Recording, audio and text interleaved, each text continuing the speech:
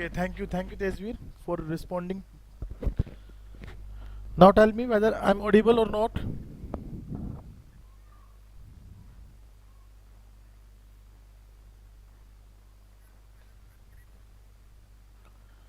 Now voice is clear.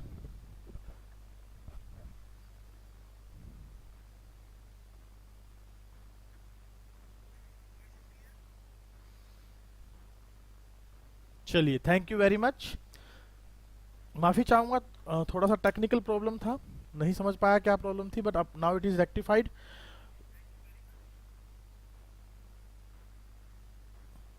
चलिए start करते हैं हम अपने आज की क्लास के डिस्कशन को। और जैसे कि आपको पता है, अब तक हम total 5 sample paper business study के डिस्कस कर चुके हैं। और इन 5 पेपर में हम लोगों ने क्या सीखा कि how to solve the question, right. Question को किस तरीके से सोल्व किया जाए, इसके बारे में हमने डिस्कशन किया, राइट। और हमने देखा कि कैसे एक एक नंबर के क्वेश्चन हमारे सामने आ रहे हैं, केस बेस्ड क्वेश्चन भी है, डायरेक्ट क्वेश्चन भी है। और टोटल जो 34 क्वेश्चन का जो सेट है, जो 5 सैम्पल पेपर अब तक हम जो डिस्कस कर चुके हैं, अगर मैं उनके बारे में बात करूं तो they are more valuable to all of you.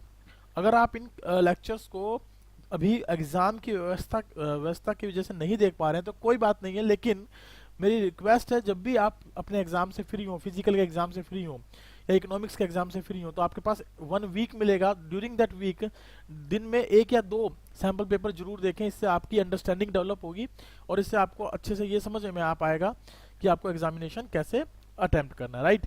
चलिए क्लास को कंटिन्यू करते हैं। ये सैम्पल पेपर मैंने source book APC publication book से लिया है। बिजनेस स्टडी पर 10+1 सैम्पल पेपर्स हैं और जो कि अलका धवन मैम ने दिए हैं। और मैं रिकमेंड करूंगा कि आप इस सैम्पल पेपर बुक को परचेज कर सकते हैं, अदरवाइज आप इन सैम्पल पेपर्स को मेरे चैनल जो टेलीग्राम चैनल है वहाँ से भी ले सकते हैं। और मैंने अपनी हर एक क्लास का लिंक जो है अपने डिस्क्रिप्शन बॉक्स में ऐड ऑन कर दिया है, जो कि आपको डिस्क्रिप्शन बॉक्स में मिल जाएगा। पूरी प्लेलिस्ट का लिंक ही आपको वहाँ मिल जाएगा, ताकि आपको उनको ढूंढने में दिक्कत ना आए, आसानी से आपको ये मिल जाए। Let us start with the class. If yes, then type yes, ताकि हम अपनी क्लास को कंटिन्यू कर सकें। ये सैंपल पेपर कौन सा है हमारा? 6th सैंपल पेपर है। चलिए, thank you very much. Start करते हैं सैंपल पेपर नंबर 6। अगर हम बात करें तो इस सैंपल पेपर 6 में टोटल 34 क्वेश्चन हमें मिलने वाले हैं टोटल, और जो कि 80 मार्क्स के रहेंगे। टाइम पीरियड वही आपका 3 आवर्स का रहेगा। और टोटल जो है 15 मिनट्स आपको एक्स्ट्रा दी जाएंगी, ताकि आप अपने क्वेश्चन पेपर को रीड कर सकें, राइट। और इस दौरान मैंने आपको बताया कि आपको इन 15 मिनट में रीड क्या करना है। देखिए, रीड करने के लिए भी स्पष्ट तौर पे मैं आपको बता दूं कि आप लोगों को उन क्वेश्चनों को रीड करना है जो लॉन्ग आंसर या लॉन्ग केस बेस्ड क्वेश्चन आपको दिखाई देते हैं।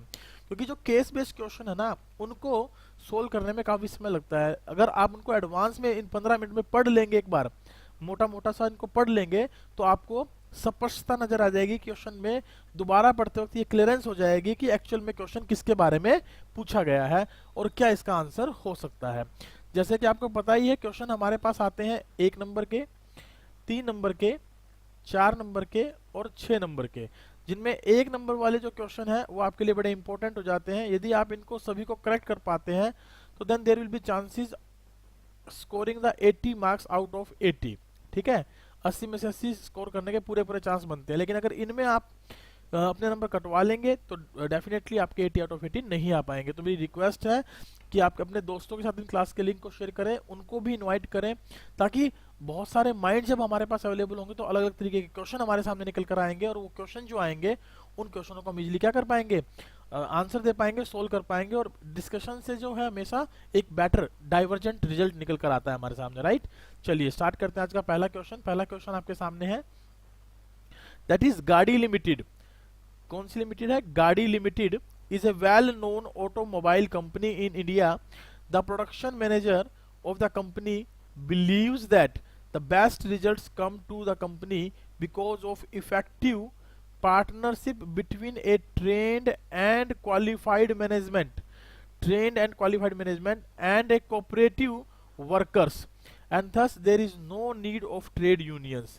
यानी कि जहां पर भी आपके पास ट्रेंड और क्वालिफाइड मैनेजमेंट होगा और कोऑपरेटिव वर्कर्स होंगे, तो वहां पर हमें किसी प्रकार के ट्रेड यूनियन की रिक्वायरमेंट नहीं होती है। You have to identify the principle of scientific management being described here. तो सबसे पहले तो मैं बात करूं कि जो हमें ऑप्शंस में दिए गए हैं क्या वो सारे के सारे साइंटिफिक प्रिंसिपल हैं या नहीं है। देखिए, हार्मनी नॉट डिस्कॉर्ड एक साइंटिफिक प्रिंसिपल है, science not rule of thumb ये भी एक साइंटिफिक प्रिंसिपल है, development of each and every person to get our greatest efficiency and prosperity ये भी एक साइंटिफिक प्रिंसिपल है। तो इनका मतलब समझें तो जो हार्मनी नॉट डिस्कॉर्ड होता है, it reflecting that employees and the management, workers and the management, right, management और वर्कर्स ये दोनों एक दूसरे के लिए बने हैं, एक दूसरे के साथ कोऑर्डिनेशन करने के लिए बने हैं, एक दूसरे के साथ कोऑपरेशन करने के लिए बने हैं, ठीक है, कोऑपरेशन करने के लिए बने हैं। और अगर मैनेजमेंट भी इनके साथ साथ क्या होगी, ट्रेंड होगी, मैनेजमेंट क्या होगी, ट्रेंड होगी, वेल क्वालिफाइड होगी, तो डेफिनेटली जो रिजल्ट है वो कैसे होंगे हमारे, इफेक्टिव, कैसे इफेक्टिव रिजल्ट होंगे, right, well effective, on time अपने टास्क को क्या कर पाएंगे, कंप्लीट कर पाएंगे। तो इसका जो राइट आंसर होगा वो ऑप्शन ए ही हो जाएगा, that is harmony not Discord, harmony not Discord.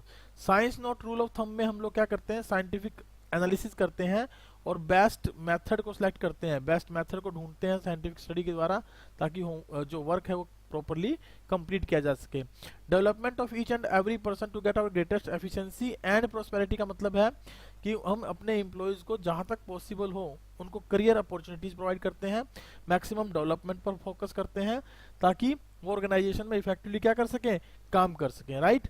चलिए क्वेश्चन नंबर 2 पर चलते हैं। क्वेश्चन नंबर 2 क्या कहता है, during good times Diva Limited use to pay 40% of salary as bonus to its employees. ठीक है, दीवा लिमिटेड जो है वो गुड टाइम्स यानी अच्छे समय के दौरान क्या करती है, 40% सैलरी अपने एम्प्लॉइज को एज ए बोनस के तौर पे प्रोवाइड करती है, but due to recession in business its percentage has been reduce to 15%, और रिसेशन के दौरान इसकी ये परसेंटेज घटकर कितनी हो गई, 15% हो गई। This is because its owner believes that the application of principle of management has to be changed as per the requirements of the prevailing situation at a particular point of time। ठीक है, management क्या करती है, this is because, management क्या कर रही है, इसका रीजन क्या है, this is because the owners believes, owners क्या है, विश्वास करते हैं कि प्रिंसिपल ऑफ मैनेजमेंट को एप्लीकेबल करने में as per the requirement of the prevailing situation at a particular point of time. तो आपको बताना है which feature of principle of management is being described in the given statement. ध्यान रखिएगा यहाँ पर अगर हम कोर पॉइंट निकालें तो that is to be change as per prevailing situation. क्या रहेगा हमारा की पॉइंट यहाँ पर, एज पर प्रिवेलिंग सिचुएशन या requirement of the prevailing situation जो है, ये पॉइंट हमारा इसमें मेन रहने वाला है। और इस पॉइंट को अगर हम देखें तो इसके अकॉर्डिंगली हमारा जो आंसर हो जाएगा इस क्वेश्चन का वो क्या होगा, that is contingent. Principal of management क्या है, कॉन्टीजेंट है, तो option A will be the correct answer, right. क्या होगा वो हमारा करेक्ट आंसर होगा। चलिए नेक्स्ट चलते हैं क्वेश्चन नंबर 3 पर। क्वेश्चन नंबर 3 क्या कहता है, on the occasion of directors meet of the firm, Ranbir was felicitated with the certificate of best performer as a marketing manager. You have to identify the type of incentive being described in the above lines। देखिए हमने उसको क्या किया, recognise किया with the best performer, with the best performer as a marketing manager के तौर पर हमने उसको क्या किया है, बेस्ट परफॉर्मर रिकॉग्नाइज किया है, तो उसको रिकग्निशन दे रहे हैं हम एक प्रकार से, किसको, एम्प्लॉइज को। तो हमारा इसका जो बेस्ट जो जो इंसेंटिव है यहाँ पर वो क्या माना जाएगा, employees recognition programme, right, employees recognition programme. Hope so कि आप जो है समझ पा रहे हैं। चलिए नेक्स्ट चलते हैं। नेक्स्ट क्वेश्चन है हमारे पास क्वेश्चन नंबर 4। सोंद्रे limited, a shampoo manufacturing company, wanted to increase its market share from 20% to 45%। एक प्रकार से टारगेट लेके चल रही है, ऑब्जेक्टिव सेट कर रही है in the long run, right.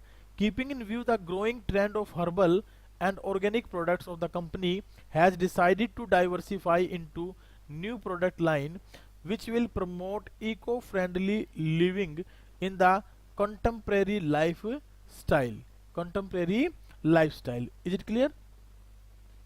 चलिए, जो कॉन्टेम्प्रेरी लाइफस्टाइल है उसके अकॉर्डिंगली इको फ्रेंडली प्रोडक्ट जो है ना ये प्रोवाइड करने की कोशिश कर रही है, न्यू प्रोडक्ट लाइन को ऐड करना चाह रही है, डाइवर्सिफिकेशन करना चाह रही है। तो जहां पर डाइवर्सिफिकेशन आता है मतलब वहां डाइवर्जेंट थिंकिंग आती है एक प्रकार से, ठीक है। The company has decided to introduce a variety of shampoos with natural ingredients having benefits and fragrances of different flowers like namely rose, lavender, mogra etc. and identify the function of management and mentioned here। आपको function of management बताना जो यहाँ पर mention किया गया है। तो देखिए यहाँ पर सीधी सीधी सी बात है, कंपनी क्या कर रही है, कंपनी टारगेट लेके चल रही है क्या कि 20% से 45% का शेयर फ्यूचर में हो जाएगा, एक बात। दूसरी अगर हम आइडेंटिफाइड करें तो वो diversify into new product line में, नई प्रोडक्ट लाइन में एंट्री करना चाह रही है, एक प्रकार से नया प्रोडक्ट लाइन वो लेकर आ रही है। तो इसका मतलब है यहाँ पर भी वो थिंकिंग इन एडवांस कर रही है फ्यूचर के बारे में। तो जब भी हम ऐसी वर्किंग देखते हैं जहाँ पर वो टारगेट फिक्स करती है अपना एक प्रकार से, या ऑब्जेक्टिव सेट करती है, या न्यू प्रोडक्ट लाइन में एंट्री कर रही है इको फ्रेंडली प्रोडक्ट डेवलप करने के लिए, या फिर company has decided to introduce a variety of shampoo, ये सब किसको डिनोट करते हैं, प्लानिंग को डिनोट करते हैं। ये प्लानिंग के बारे में बातें कही जाती हैं, राइट। तो प्लानिंग बेसिकली होती क्या है, deciding in advance what is to be done and how it is to be done and by whom it is to be done. चलिए क्वेश्चन नंबर 5 पर चलते हैं। क्वेश्चन नंबर 5 क्या कहता है, Lucky Shoe Company expects to produce 10,000 pairs of hand crafted shoes in the next 6 month. क्या करना चाह रहा है ये, एक्सपेक्ट कर रहा है, एक्सपेक्टेशन रखी हुई है इसने कि 10,000 pair of hand crafted shoes जो है वो अगले 6 महीने में जो है ना प्रोवाइड करेगा या प्रोड्यूस करेगा।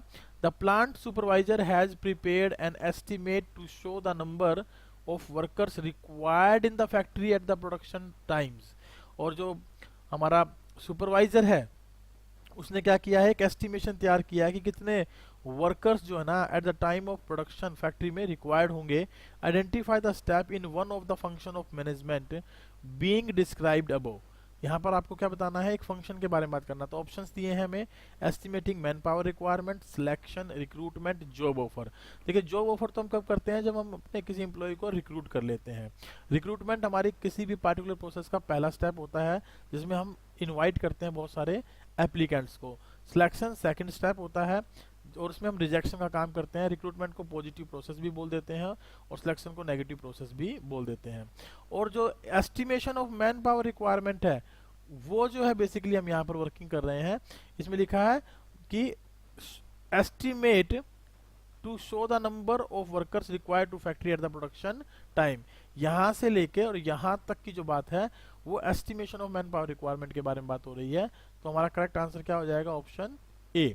5th का option A will be the correct answer, right. चलिए क्वेश्चन नंबर 6 पर चलते हैं। क्वेश्चन नंबर 6 क्या कहता है, it is considered to be backward looking function. ये क्या सा माना फंक्शन माना जाता है, बैकवर्ड लुकिंग फंक्शन माना जाता है। As it like the post mortem of the past activities as to ascertain the deviations if any. तो देखिए जब भी हम ये कहते हैं ना कि बैकवर्ड लुकिंग फंक्शन है या फॉरवर्ड लुकिंग फंक्शन है, बैकवर्ड बेसिकली क्योंकि हम पास्ट के डाटा को इसमें एनालाइज करते हैं। तो एक प्रकार का किसी व्यक्ति के मरने के बाद जैसे हम उसका पोस्टमार्टम करके ये पता लगाते हैं ना कि भाई इसमें किस वजह से इसने अपनी जान दी या किस वजह से इसकी मृत्यु हुई, तो वैसे ही एक फंक्शन ऑफ मैनेजमेंट होता है जो कि पोस्टमार्टम एक्टिविटी के नाम से डिनोट किया गया है। तो वो होता है बेसिकली क्या, कंट्रोलिंग। कैसा फंक्शन माना जाता है उसको हम क्या कहते हैं, कंट्रोलिंग फंक्शन के नाम से डिनोट करते हैं। वो कंट्रोलिंग फंक्शन के नाम से जाना जाता है। इट क्लियर, उसको हम कंट्रोलिंग फंक्शन बोलते हैं। कंट्रोलिंग इज बेसिकली क्या है, बैकवर्ड लुकिंग, जो पास्ट में हो चुका उसको जज करना, उसको चेक करना। चलिए क्वेश्चन नंबर 7 पर चलते हैं। क्वेश्चन नंबर 7 क्या कहता है ये देखते हैं। क्वेश्चन नंबर 7 है, during the shifting of her residence Bhanu found the share certificates of A reputed company, tyre company, which she had purchased many years back। जब जो भानु है वो अपने घर की सफाई या घर को शिफ्ट कर रही थी तो उस दौरान उसको कुछ सर्टिफिकेट मिले, शेयर सर्टिफिकेट मिले जो कि काफी साल पहले उसने खरीदे थे। The securities were in the physical form, और ये सिक्योरिटी किस फॉर्म में थी, फिजिकल फॉर्म में थी। Keeping in view the surge in the stock price of those shares she plans to sell them off. जब उसने मार्केट में उनकी कीमतों को चेक किया तो उस दौरान उसने प्लानिंग की कि उनको क्या करेगी, सेल करेगी। And her friend Radha advise her to first get them converted into electronic form. What process was Radha referring to? Radha किस प्रकार की प्रोसेस को यहाँ पर फॉलो कर रही है? तो देखिए, शेयर सर्टिफिकेट को जो है भानु की दोस्त राधा ने क्या कहा है उनको कि भाई सबसे पहले इनको कन्वर्ट कराए इलेक्ट्रॉनिक फॉर्म में। और जब इलेक्ट्रॉनिक फॉर्म में जब कन्वर्ट कराएगी तो इस प्रोसेस को बोलते हैं डीमेटलाइजेशन प्रोसेस। क्या बोलते हैं? डीमेटलाइजेशन प्रोसेस। यानी शेयर्स को फिजिकल फॉर्म से इलेक्ट्रॉनिक फॉर्म में कन्वर्ट कराने के लिए हमें क्या ओपन करना पड़ता है कि डीमेट अकाउंट ओपन करना पड़ता है। और ये डीमेट अकाउंट ही क्या कहलाता है? डीमेटलाइजेशन, राइट। जिसके लिए आपको कमेंट करना है सबसे इम्पोर्टेंट डॉक्यूमेंट कौन सा होता है, यानी जिस डॉक्यूमेंट के बिना आप ये अकाउंट ओपन नहीं कर सकते। तो इम्पोर्टेंट डॉक्यूमेंट के बारे में आपको बताना है। Important document required to open the demat account. ये आपने क्या है चैट बॉक्स में इसका आंसर टाइप करना, राइट। चलिए, डीम्यूचुअलाइजेशन और डिसेंट्रलाइजेशन ये जो है अलग टर्म्स हैं। चलिए क्वेश्चन नंबर 8 पर चलते हैं। क्वेश्चन नंबर 8 क्या कहता है ये देखते हैं। क्वेश्चन नंबर 8 था आपके सामने, Rashi has been selling home made chocolates for the past 3 years. Rashi क्या कर रही है? पिछले 3 साल से होम मेड चॉकलेट्स की सेलिंग कर रही है, राइट। होम मेड चॉकलेट्स की क्या कर रही है? सेलिंग कर रही है। Due to recent increase in the price of cocoa powder and sugar. Cocoa powder और शुगर में क्या हुआ है? उन प्राइसेस में इंक्रीज हुआ है काफी, मतलब वो काफी उनके प्राइसेस बढ़ गए हैं। Her requirements of working capital has increased in order to maintain volume of production and sales. Identify the related factor affecting the working capital of our business. तो देखिए, ये वर्किंग कैपिटल की रिक्वायरमेंट क्यों बढ़ी है? Increase in the price of coca powder and sugar. तो जहां पर इंक्रीज इन प्राइसेस आता है that means there is an inflation. वहां पर क्या है? बेसिकली इन्फ्लेशन हम अपना काम कर रहा है। तो यहाँ पर जो इन्फ्लेशन फैक्टर है उसी की वजह से वर्किंग कैपिटल में क्या हुआ है? चेंज हुआ है। तो ऑप्शन सी क्या हो जाएगा हमारा? करेक्ट आंसर हो जाएगा इसका। ऑप्शन सी क्या हो जाएगा? Correct answer. चलिए क्वेश्चन नंबर 9 पर चलते हैं। क्वेश्चन नंबर 9 क्या कहता है? क्वेश्चन नंबर 9 है आपके सामने, good living limited manufactures air fresheners in block formats which can be used in bathrooms, cupboards, and these blocks come in range of 4 exciting fragrances, namely rose, lavender, citrus, and jasmine. Each of these blocks are first individually packed in a foil and then in a cardboard box, and 100 such boxes are then placed in a big corrugated box, right। और यहाँ पर cardboard box में ये pack किए गए हैं। और यहाँ पर अगर बात करें तो सबसे पहले पैकिंग किस में हुई है? एक फॉइल में हुई है। तो and delivered to the various retailers for sale. Identify the level of packaging which relates to putting the blocks in a corrugated box. देखिए, कोरुगेटेड बॉक्स कौन सी लेवल ऑफ पैकेजिंग होती है? It is to be called as third level of packaging, जिसको बोलते हैं transportation level. Transportation packaging के नाम से जाना जाता है, जिसमें कि हम प्रोडक्ट को एक लमसम मात्रा में किस में पैक करते हैं? जो आपने देखा होगा ना, कार्टून बॉक्स, जो नालीदार बॉक्स होता है एक प्रकार से, जैसे आप आमतौर पर बड़ी भारी पेटी बोल देते हैं ना, गत्ते की पेटी, उसमें पैकिंग हो रही है तो उसको क्या बोलते हैं? ट्रांसपोर्टेशन पैकेजिंग बोलते हैं। और यहाँ पर अगर आपसे क्वेश्चन ये पूछ लिया जाता कि बताइए इसमें प्राइमरी पैकेजिंग का एग्जांपल कौन सा है, तो पैक्ड इन ए फॉइल ये प्राइमरी पैकेजिंग होती, और then in a cardboard box ये सेकेंडरी पैकेजिंग का एग्जांपल माना जाता है। Is it clear? चलिए नेक्स्ट क्वेश्चन पर चलते हैं। क्वेश्चन नंबर 10 है हमारे सामने। A complain can to be made to the appropriate when the value of the goods or services in the question along with compensation claimed does not exceed rupees 1 crore। 1 crore से यदि ज्यादा claim नहीं हो तो उस कंडीशन में कौन से अप्रोप्रिएट कमीशन में आप क्या कर सकते हैं? केस कर सकते हैं, फाइल कर सकते हैं, कंप्लेंट कर सकते हैं, तो उसका आपको नाम बताना है। तो देखिए ये क्वेश्चन मैंने आपके साथ कई बार डिस्कस किया और मैंने बताया भी है कि 3 टियर जो मशीनरी है उसके बारे में डायरेक्ट क्वेश्चन भी आप लोगों से पूछा जा सकता है। तो प्लीज़ इस क्वेश्चन को अच्छे से याद करें और उसकी फिगर्स को अच्छे से याद करें। यदि 1 करोड़ से ज़्यादा नहीं है तो उसे हम डिस्ट्रिक्ट कमीशन में ले जा सकते हैं, राइट। वो मामला कौन से कमीशन का होगा? डिस्ट्रिक्ट कमीशन का होगा। अब क्योंकि यहाँ पर एक्ट स्पष्ट नहीं किया गया है और हमारे सिलेबस में कौन सा एक्ट है? Consumer protection act 2019। तो एज पर 2019 के अकॉर्डिंग आपको यहाँ जवाब देना है, तो ये डिस्ट्रिक्ट कमीशन हो जाएगा। और यदि 1 करोड़ से ज़्यादा, 1 करोड़ से ज़्यादा but less than 10 crore, but less than 10 crore अगर है तो वो हमारा स्टेट कमीशन का मामला होगा। और अगर अबव 10 करोड़ होगा, अबव 10 करोड़ होगा, तो that will be the case of your national commission. वो किसका केस माना जाएगा? नेशनल कमीशन का केस माना जाएगा, राइट। उसे हम नेशनल कमीशन में ले जाएंगे। चलिए नेक्स्ट चलते हैं क्वेश्चन नंबर 11 पर। क्वेश्चन नंबर 11 क्या कहता है? Which of the following is not a protective function? कौन सा protective function of stock exchange नहीं है?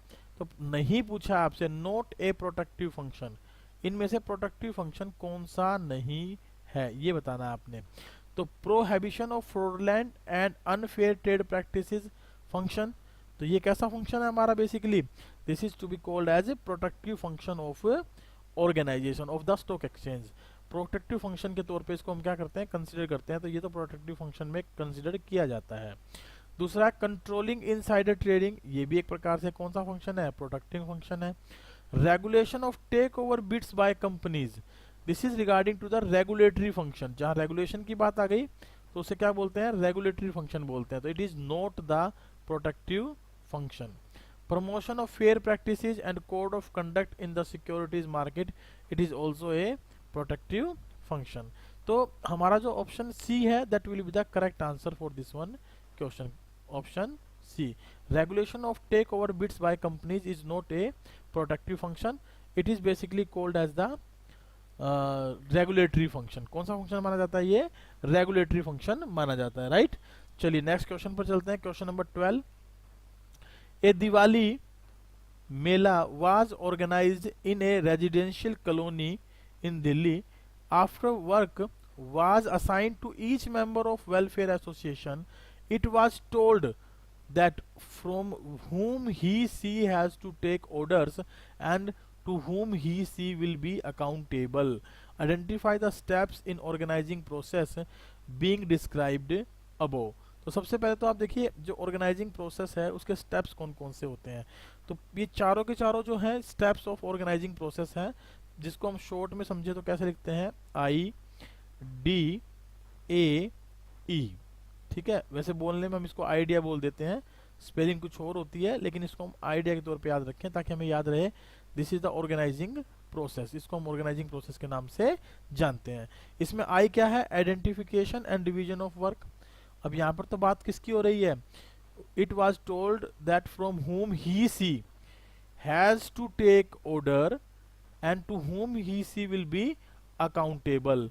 और किसके प्रति वो क्या होगा? अकाउंटेबल होगा। तो इसके बारे में बात हो रही है, तो डेफिनेटली यहाँ पर आइडेंटिफिकेशन डिवीजन ऑफ वर्क तो है नहीं, ठीक है।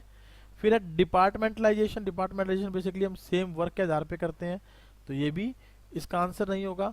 Assigning of duties, assigning of duties, तो ड्यूटीज को हम असाइन करते हैं तो वो अकाउंटेबल नहीं होता, हम उसको काम दे रहे हैं कि उसे क्या काम करना है। एस्टेब्लिशिंग अथॉरिटी रिलेशनशिप, यहाँ पर अथॉरिटी की बात हो रही है, किससे ऑर्डर लेगा और किसके प्रति अकाउंटेबल होगा। तो हम क्या ऑप्शन लगाएंगे? Option D will be the correct answer, that is establishing authority relationship. ये इसका क्या हो जाएगा? करेक्ट आंसर हो जाएगा। चलिए क्वेश्चन नंबर 13 पर चलते हैं। क्वेश्चन नंबर 13 क्या कहता है ये देखते हैं। क्वेश्चन नंबर 13 है, during the orientation talk, orientation talk मतलब introductory talk, Mr. Kunal Malhotra, the HRM of Pragun Limited, told the fresh joiners that aim of a manager should be to reduce cost. जो aim of manager है वो क्या है?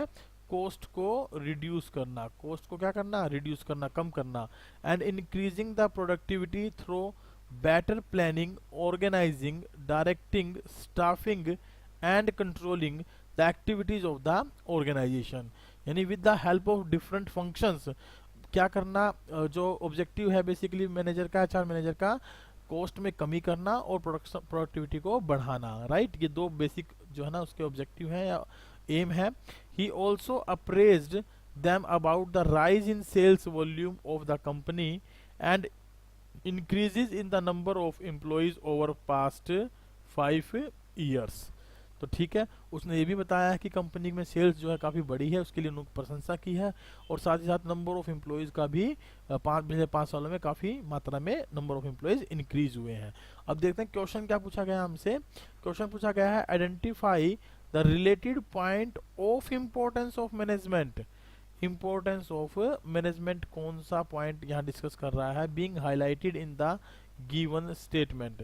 जब हम importance of management के बारे में बात करते हैं तो बेसिकली हम चाह क्या रहे हैं कि प्रोडक्टिविटी की बढ़े, कॉस्ट में कमी आए, तो मतलब वो इफेक्टिवनेस को शो करे, एफिशिएंसी को शो करे, सॉरी किसको शो करे, एफिशिएंसी को, क्योंकि कॉस्ट में जब कमी आएगी तो हम क्या कहलाएंगे, एफिशिएंट कहलाएंगे। यानी एक मैनेजर एफिशिएंट कब कहलाता है, जब कम से कम लागत पर मैक्सिमम प्रोडक्शन वो प्रोड्यूस कर सके। तो यहाँ कॉस्ट में कमी चाह रहे हैं और प्रोडक्शन को बढ़ाना चाह रहे हैं, तो डेफिनेटली मैनेजमेंट हेल्प कर रही है किसमें, to increase the efficiency, efficiency को इंक्रीज करने के लिए मदद कर रही है। तो ऑप्शन डी क्या हो जाएगा हमारा यहाँ पर करेक्ट आंसर हो जाएगा। होप सो कि आपको ये क्वेश्चन समझ में आ रहे हैं। चलिए क्वेश्चन नंबर 14 पर चलते हैं। क्वेश्चन नंबर 14 क्या कहता है, क्वेश्चन 14 है there is assertion A and management is a deliberate process. Management क्या है, एक डेलिब्रेट प्रोसेस है। तो मैनेजमेंट एक डेलिब्रेट प्रोसेस है, अपने आप से तो होता नहीं, हमें एस्टेब्लिश करना पड़ता है। ये बिल्कुल ट्रू स्टेटमेंट है, management is a deliberate process.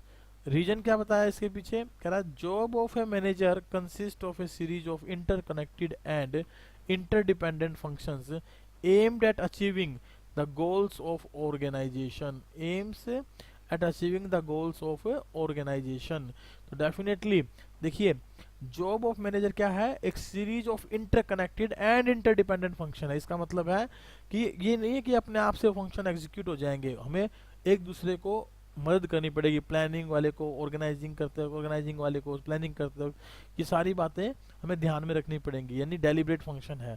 तो ये स्टेटमेंट भी क्या है, ट्रू स्टेटमेंट है, और ट्रू होने के साथ साथ ये भी डिफाइन करती है कि मैनेजमेंट एक डेलिब्रेट प्रोसेस है। तो इसका मतलब है both the statement A and R are correct and R is the right explanation of A. So option B will be the correct, sorry option A will be the correct answer for this one question. Clear है? चलिए question number 15 पर चलते हैं। Question number 15 क्या कहता है, देखिए which of the following is not a designation related to middle level management। अब टोटल 3 लेवल होते हैं और हमसे ये पूछा गया है कि जो मिडिल लेवल मैनेजमेंट है उससे संबंधित इनमें से कौन सा डेजिग्नेशन नहीं है। तो नहीं है ढूंढना हमें। ऑर्गेनाइजेशनल हेड ये एक मिडिल लेवल मैनेजमेंट का पार्ट है, सेल्स मैनेजर भी, डिविजनल मैनेजर भी, और COO that is chief operating officer, it is a top level management. तो ये मिडिल लेवल मैनेजमेंट का पार्ट नहीं है। तो ऑप्शन सी क्या हो जाएगा हमारा यहाँ पर करेक्ट आंसर हो जाएगा। तो आपको आंसर यही बताना है कि ये किस लेवल से बिलोंग करता है, किस लेवल से ये बिलोंग करता है, आपको लेवल बताना है इसके लिए। Is it clear? चलिए नेक्स्ट क्वेश्चन चलते हैं। Question number 16। क्वेश्चन नंबर 16 क्या कहता है, it acts as binding force. देखिए बाइंडिंग फोर्स जब भी जहां दिखाई दे तो आपको ध्यान रखना कोऑर्डिनेशन के बारे में बात हो रही है, between departments and ensures that all the action is aimed at achieving the goals of organization, identify the related feature of coordination। आपको यहाँ बतानी है कोऑर्डिनेशन की फीचर। तो जहाँ पर बाइंडिंग फोर्स आ जाए मतलब वहाँ यूनिटी ऑफ एक्शन आ जाएगा। क्या आ जाएगा? Unity of action. मैंने बताया था पिछले कुछ सैंपल्स पेपर में भी, बाइंडिंग फोर्स मतलब यूनिटी ऑफ एक्शन। तो ऑप्शन बी क्या हो जाएगा हमारा इसके लिए करेक्ट आंसर हो जाएगा। Option B will be the correct answer. Is it clear? चलिए इंश्योर यूनिटी ऑफ एक्शन, हम इसका करेक्ट आंसर टिक कर देंगे। क्वेश्चन नंबर 17 देखिए। क्वेश्चन नंबर 17 है name the decision which affects both the probability and financial risk. देखिए probability नहीं है, ये क्या है, प्रॉफिटेबिलिटी और फाइनेंशियल रिस्क, इन दोनों के बारे में जो बात हमें जानकारी प्रोवाइड करता है, जो डिसीजन जो बेसिकली हमें जानकारी देते हैं इसके बारे में, तो that will be called as basically capital structure decisions. उनको क्या कहते हैं हम लोग, कैपिटल स्ट्रक्चर डिसीजन के नाम से जानते हैं। अब कैपिटल स्ट्रक्चर डिसीजन कौन से होते हैं, जिनमें हम डेट और इक्विटी का मिक्स लेते हैं, जिनमें हम क्या लेते हैं, डेट और इक्विटी का मिक्स लेते हैं। तो जब डेट्स को बड़ा यूज करते हैं with the equity, then there will be increase in EPS. हमारा ईपीएस में क्या हो जाता है, इंक्रीज हो जाता है, जो हमारी प्रॉफिटेबिलिटी को बढ़ाता है। और क्योंकि डेट्स के आने से हमारा फाइनेंशियल रिस्क भी बढ़ जाता है, फाइनेंशियल रिस्क भी बढ़ जाता है, ध्यान रखिएगा। इनकैपेबिलिटी हो सकती है for making the payment of interest on these debts. That's why it is said that decision जो है वो कैपिटल स्ट्रक्चर डिसीजन, वो ऐसा डिसीजन होता है जो कि प्रॉफिटेबिलिटी और फाइनेंशियल रिस्क दोनों को क्या करता है, अफेक्ट करता है। चलिए क्वेश्चन नंबर 18 पर चलते हैं। क्वेश्चन नंबर 18 क्या कहता है, आइए इस क्वेश्चन को जरा हम सोल्व करते हैं with the firstly reading of the question. पहले एक बार क्वेश्चन पढ़ते हैं, इसमें क्या पूछा गया हमसे। क्वेश्चन हमसे पूछा गया है, the concept being discussed by Vikrant's father links with financial decision with the investment decision. तो आपको यहाँ ये बताना है कि जो विक्रांत के फादर हैं, उन्होंने जो कंसेप्ट यहाँ डिस्कस किया है वो किससे संबंधित है, कौन से फाइनेंशियल डिसीजन से संबंधित है, विद द इन्वेस्टमेंट डिसीजन, और इन्वेस्टमेंट डिसीजन के साथ वो कनेक्टेड है। तो उसके लिए मुझे क्या करना पड़ेगा, पहले केस स्टडी पढ़नी पड़ेगी, या तो बिना केस स्टडी पढ़े हम आंसर दे ही नहीं पाएंगे। हालांकि डिविडेंड डिसीजन है, फाइनेंशियल प्लानिंग है, कैपिटल स्ट्रक्चर डिसीजन है, फाइनेंसिंग डिसीजन है, हमारे पास ये सारे ऑप्शंस है, लेकिन फिर भी हमें केस बेस पढ़ना पड़ेगा कि उनके फादर ने क्या डिस्कशन किया, किस कंसेप्ट के बारे में यहाँ बात की है। Vikrant joins his father business of organic masalas near Kotgarh in Himachal after completing his MBA। ठीक है जी। In order to capture a major share of the market, he decided to sell the product in the small attractive packages by using the latest packaging technology. His father suggested that they hire financial consultants। उसके father ने क्या suggestion दिया है कि वो hire करेंगे किसको, financial consultant को, to estimate the amount of funds that would be required for the purpose and timings when it would be required. तो यहाँ पर बेसिकली किसके बारे में बात हो रही है, उनके फादर किसके बारे में बात कर रहे हैं कि हायर करने के लिए फाइनेंशियल कंसल्टेंट को। देखिए जो फाइनेंशियल कंसल्टेंट को हम लोग हायर करते हैं, तो उस कंडीशन में हम ये बोलते हैं कि हम बेसिकली फाइनेंस की प्रॉब्लम को दूर करना चाहते हैं, और उसमें वो प्रॉब्लम हमारी कहाँ दूर होती है, फाइनेंशियल प्लानिंग में। कहाँ दूर होती है, फाइनेंशियल प्लानिंग में दूर होती है। तो इसका ऑप्शन बी क्या हमारा करेक्ट आंसर हो जाएगा, और फाइनेंशियल प्लानिंग बेसिकली एक मैनेजर कर रहा है। चलिए क्वेश्चन नंबर 19 पर चलते हैं। क्वेश्चन नंबर 19 क्या कहता है, if a business has to face high level of competition. देखिए हाई लेवल ऑफ कंपटीशन अगर आता है आपके पास, तो डेफिनेटली हमें उसको फेस करने के लिए ज़्यादा पैसे की जरूरत पड़ेगी। It will require blank working capital in order to maintain wider variety of goods and larger inventory. तो देखिए larger inventory, variety of goods, इनको खरीदने के लिए मुझे कुछ तो चाहिए ना, तो मुझे क्या चाहिए, वर्किंग कैपिटल। तो इसका मतलब वर्किंग कैपिटल की डिमांड क्या हो गई, बढ़ गई, मोर रिक्वायरमेंट होगी। तो ऑप्शन ए जो हमारा क्या हो जाएगा इसका correct answer, more requirement for the working capital में जरूरत रहेगी, कब, जब there will be high level of competition in the market. चलिए क्वेश्चन नंबर 20 को रीड करते हैं। क्वेश्चन नंबर 20 क्या कहता है, the return of investment ROI कितना है, 15 से 17% है। ROI कितना है भूमि लिमिटेड का, 15 से 17%। चलिए यहाँ लिख लेता हूँ मैं इसको, ROI कितना है 15 से 17%। एक बात आगे लिखा है, for past 2 years in order to finance its expansion plans the company has options for borrowing debt at the rate of 12%। यानी कंपनी को जो डेट्स है वो कितने पे मिल जाएगा, 12% इंटरेस्ट रेट पे मिल जाएगा, या मैं कहूँ कि कॉस्ट ऑफ डेट जो है वो कितनी है 12% पर annum, right. The present equity share capital of company is rupees 400 crore, और प्रेजेंट में जो कंपनी की कैपिटल वो कितनी है 400 करोड़ है। It wishes to raise 100 crore through the debt, और इसकी इच्छा क्या है कि 100 करोड़ रुपए और लोन के तौर पे ले या रेज करे, कि कहाँ किसके लिए, कहाँ से, किस फॉर्मेट में, डेट्स के फॉर्मेट में, राइट, सॉरी डेट्स के फॉर्मेट में। The ROI of company after expansion is expected to be 40%। जैसे ही हम ये पैसा लेते हैं 100 करोड़ रुपए, तो ROI की एक्सपेक्टेशन क्या हो जाती है कि वो 40% तक जा सकती है। कहाँ तक जा सकती है? 40%। और टैक्स रेट कितना होगा? 30%। अब टैक्स रेट 30% होगा। चलिए आगे देखते हैं क्या कहा है। How would you classify the situation of company post raising of debt capital? यानी कि जो कैपिटल को वो रेज करना चाहते हैं ना, उससे संबंधित कंपनी की क्या मतलब कैसी सिचुएशन होगी, सिचुएशन को कैसे आप डिफाइन करेंगे? देखिए, जब भी हम बात करते हैं ना using of debt fund with the equity fund, तो वो हमारे लिए कैसी सिचुएशन होती है? लीवरेज की सिचुएशन होती है। तो देखिए लीवरेज यहाँ पर भी है, फाइनेंशियल लीवरेज यहाँ पर भी है और फाइनेंशियल लीवरेज यहाँ पर भी है, क्योंकि इससे फाइनेंशियल रिस्क बढ़ता है।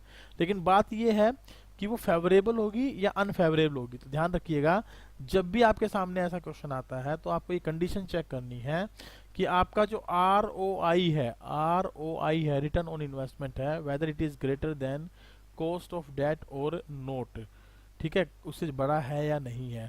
तो यहाँ पर देखने को पता लगता है कि 15 से 17% तो पहले ही था, पहले इंटरेस्ट था 12%, और अब हम अगर लेते हैं लोन तो ये 40% तक बढ़ जाएगा। तो definitely it is greater than cost of debt. तो ये कैसी सिचुएशन होगी हमारे लिए? एक प्रकार से फेवरेबल सिचुएशन होगी। कैसी सिचुएशन होगी? Favourable situation. तो यहाँ पर ये फेवरेबल फाइनेंशियल लीवरेज को क्या करेगा? रिप्रेजेंट करेगा। Is it clear? Favourable financial leverage को क्या करेगा? रिप्रेजेंट करेगा। और अगर ये ROI cash cost of debt, COD क्या है? कॉस्ट ऑफ डेट, अगर इससे कम होता तो ये अनफेवरेबल फाइनेंशियल लीवरेज की कंडीशन हमारे सामने क्रिएट हो जाती, राइट। चलिए क्वेश्चन नंबर 21 पर आ गए, जो कि कैसे क्वेश्चन है? 3-3 नंबर के क्वेश्चन है। इन 3-3 नंबर के क्वेश्चन के लिए मार्कर चेंज कर लेता हूं मैं, ताकि आपको इजीली समझ में आए। देखिए, outline any 3 points which highlights the importance of delegation for an organization। सबसे पहले तो आप ये बताइए कि डेलीगेशन का मतलब क्या है, ठीक है। डेलीगेशन को एक जो है ना वर्ड में डिफाइन करें, एक सेंटेंस में डिफाइन करें कि डेलीगेशन होता क्या है। तो सिंपली मैं कहूं कि डेलीगेशन का मतलब होता है transfer of the power to the immediate subordinate. किसको? इमीडिएट सबऑर्डिनेट को हम जब अपनी पावर्स ट्रांसफर करते हैं तो उसे क्या बोलते हैं? डेलीगेशन के नाम से जाना जाता है। और जब भी डेलीगेशन की जाती है ना, तो ध्यान रखिएगा कि हमारा कुछ बर्डन क्या हो जाता है? घट जाता है, कुछ बर्डन कम हो जाता है। एक प्रकार से ये जब हम डेलीगेशन करते हैं इमीडिएट सबऑर्डिनेट को हम जब पावर्स देते हैं काम करने के लिए, पावर्स दी जाती हैं, तो उसे क्या बोलते हैं? डेलीगेशन बोलते हैं। और जब ऐसा करते हैं तो उनके लिए क्या खुल जाते हैं? एक प्रकार से ग्रोथ के रास्ते खुल जाते हैं। किन के लिए? एम्प्लॉइज के लिए, जो सबऑर्डिनेट्स हैं उनके लिए ग्रोथ फैसिलिटी का काम करता है। एक प्रकार से ग्रोथ की फैसिलिटी मिल जाती है, यानी उनको एक प्रकार से मैनेजर लेवल का काम करने की अपॉर्चुनिटी मिलती है, जिससे उनके अंदर एक क्या डेवलप हो जाती है? एक प्रकार की ट्रेट डेवलप हो जाती है, उनका एक फीचर बढ़ जाता है कि वो भी एक मैनेजर लेवल पे काम कर सकते हैं। नंबर 2, अगर हम बात करें डेलीगेशन फॉर एन अथॉरिटी, तो इससे हम ऑर्गेनाइजेशन में एक हायरकी लेवल भी क्या कर सकते हैं? Hierarchy level, HIRARCHY, hierarchy level भी एस्टेब्लिश किया जा सकता है। यानी कि जब डेलीगेशन हम लोग बेसिकली करेंगे तो वहां पर पावर्स को हम क्या करेंगे? जो सुपीरियर होता है और जो सबऑर्डिनेट होता है उनके बीच में ट्रांसफर करते हैं ना, तो वो क्या एक लेवल क्रिएट कर देता है। सुपीरियर सबऑर्डिनेट के बीच में जब पावर ट्रांसफर की जाती है तो एक लेवल क्रिएट हो जाता है उनके बीच में, कौन किसको ऑर्डर देगा और कौन किससे ऑर्डर लेगा। इस तरीके का रिलेशन उनके बीच में क्या हो जाता है? एस्टेब्लिश हो जाता है, राइट। नेक्स्ट है, इसमें अगर हम बात करें बेटर कोऑर्डिनेशन, क्योंकि 3 पॉइंट बताने ना आपने, तो जब हम इस तरीके का वर्किंग इन्वायरमेंट क्रिएट करते हैं, पावर को ट्रांसफर करते हैं, तो एक बेटर परफॉर्मेंस या बेटर कोऑर्डिनेशन भी हमारे सामने निकल कर आता है। क्या निकल कर आता है? Better coordination. तो ये बेसिकली 3 पॉइंट्स आप यहाँ एक्सप्लेन कर सकते हैं। पहला कौन सा है? पहला है आपका ग्रोथ फैसिलिटेशन, दूसरा है आपका एक हायरार्की लेवल का क्रिएशन होना, तीसरा है बेटर कोऑर्डिनेशन का एस्टेब्लिशमेंट होना। Outline the element of delegation of authority, ये क्वेश्चन हमने पहले भी डिस्कस कर लिया है। जब बात कर की जाती है elements of delegation of authority, तो हम तीन जो है ना एलिमेंट्स के बारे में बात करते हैं। कौन कौन से? A R A, A R A, is it clear? That is authority, responsibility and accountability. Authority, responsibility and accountability, ARA, ये जो है ना बेसिकली तीन एलिमेंट है जिनके बारे में हमें क्या करना है, डिटेल से एक्सप्लेन करना है। तो आपसे रिक्वेस्ट है इस क्वेश्चन के बारे में कि आप पढ़ लें। अथॉरिटी का बेसिक मतलब क्या होता है मैं बता देता हूँ। इसका मतलब होता है giving the power to the subordinate for taking the reasonable action at the exact time और एट द अप्रोप्रिएटेड टाइमिंग। इसमें बेसिकली क्या होता है, जो पावर्स होती हैं वो ऊपर से नीचे की तरफ फ्लो होती हैं, ऊपर से नीचे की तरफ क्या होती हैं, फ्लो होती हैं। Is it clear? और रिस्पॉन्सिबिलिटी का क्या मतलब होता है? रिस्पॉन्सिबिलिटी का मतलब होता है कि जो हमने सबऑर्डिनेट को जो पावर्स दी है, सबऑर्डिनेट को जो पावर्स दी है किसी भी काम को प्रॉपरली परफॉर्म करने के लिए, जो उसको ड्यूटी असाइंड की है, तो वो उसके प्रति क्या होगा, रिस्पॉन्सिबल होगा। लेकिन जिसने पावर्स ट्रांसफर की है वो अपनी अकाउंटेबिलिटी से पीछे नहीं हट सकता। इट मीन्स पावर्स तो दे दी, लेकिन ये नहीं कि वो उसने अपनी रिस्पॉन्सिबिलिटी साथ अपनी अकाउंटेबिलिटी भी ट्रांसफर कर दी। जवाबदेही वही रहेगा जिसने ये डेलीगेशन ऑफ अथॉरिटी किया है। तो अथॉरिटी, रिस्पॉन्सिबिलिटी एंड अकाउंटेबिलिटी, ये तीन बेसिक कंसेप्ट यहाँ डिस्कस किए गए हैं जिनके बारे में आपको अपनी बुक से एक बार रीड आउट करना है, पढ़ना है, याद करना और लिखना है। ध्यान रखिएगा ये दोनों के दोनों क्वेश्चन जो है, क्वेश्चन नंबर 21 जो है आपको बोर्ड एग्जाम में देखने को मिल सकता है। ये एक इंपॉर्टेंट क्वेश्चन के तौर पर काम करता है। Is it clear? चलिए नेक्स्ट चलते हैं क्वेश्चन नंबर 22 पर। क्वेश्चन नंबर 22 क्या कहता है? Explain with the help of an example when a buyer will be treated as the marketeer. आपको एक ऐसा एग्जाम्पल देना है जब एक बायर को हम एक मार्केटियर के तौर पे क्या करते हैं, ट्रीट करते हैं। नॉर्मली अगर मैं बात करूं तो जो मार्केटिंग करने वाला होता है, नॉर्मली जो हम बात करें तो मार्केटिंग करने वाला होता है वो एक सेलर, वो बेसिकली एक क्रूशियल रोल या मोर एक्टिव रोल प्ले करता है in the process of A marketing.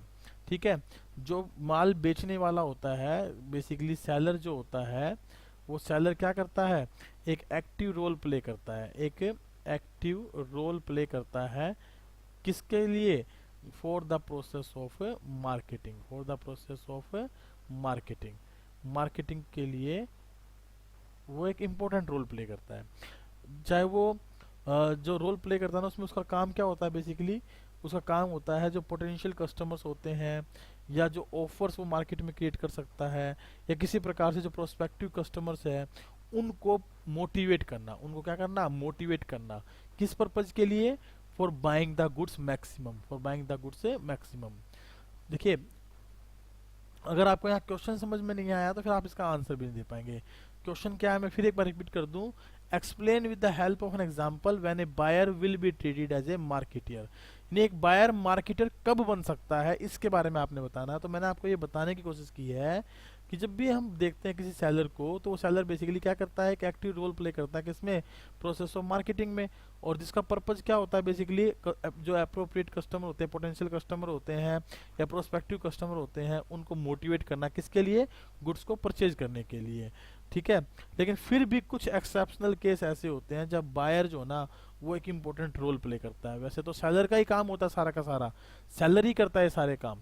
कौन करता है, सेलर करता है। लेकिन यहाँ क्वेश्चन पूछा गया है कि बायर जो है ना वो एक मार्केटर के तौर पे ट्रीट किया जाता है, इसके बारे में बताइए। तो मैं आपको बता दूं कि अगर आप और मैं बाजार से कोई सामान खरीद लाते हैं और वो गुड्स जो है बहुत अच्छी क्वालिटी की निकल आती है, तो वहाँ पर हमारा एक इफेक्टिव रोल क्रिएट हो जाता है। जब भी हमसे कोई फीडबैक लेता है उस पार्टिकुलर प्रोडक्ट के बारे में, तो हम पॉजिटिव फीडबैक देते हैं। और पॉजिटिव फीडबैक देते हैं तो उससे क्या होता है, बेसिकली वो वर्ड ऑफ माउथ एक प्रकार की मार्केटिंग होती है उस प्रोडक्ट की।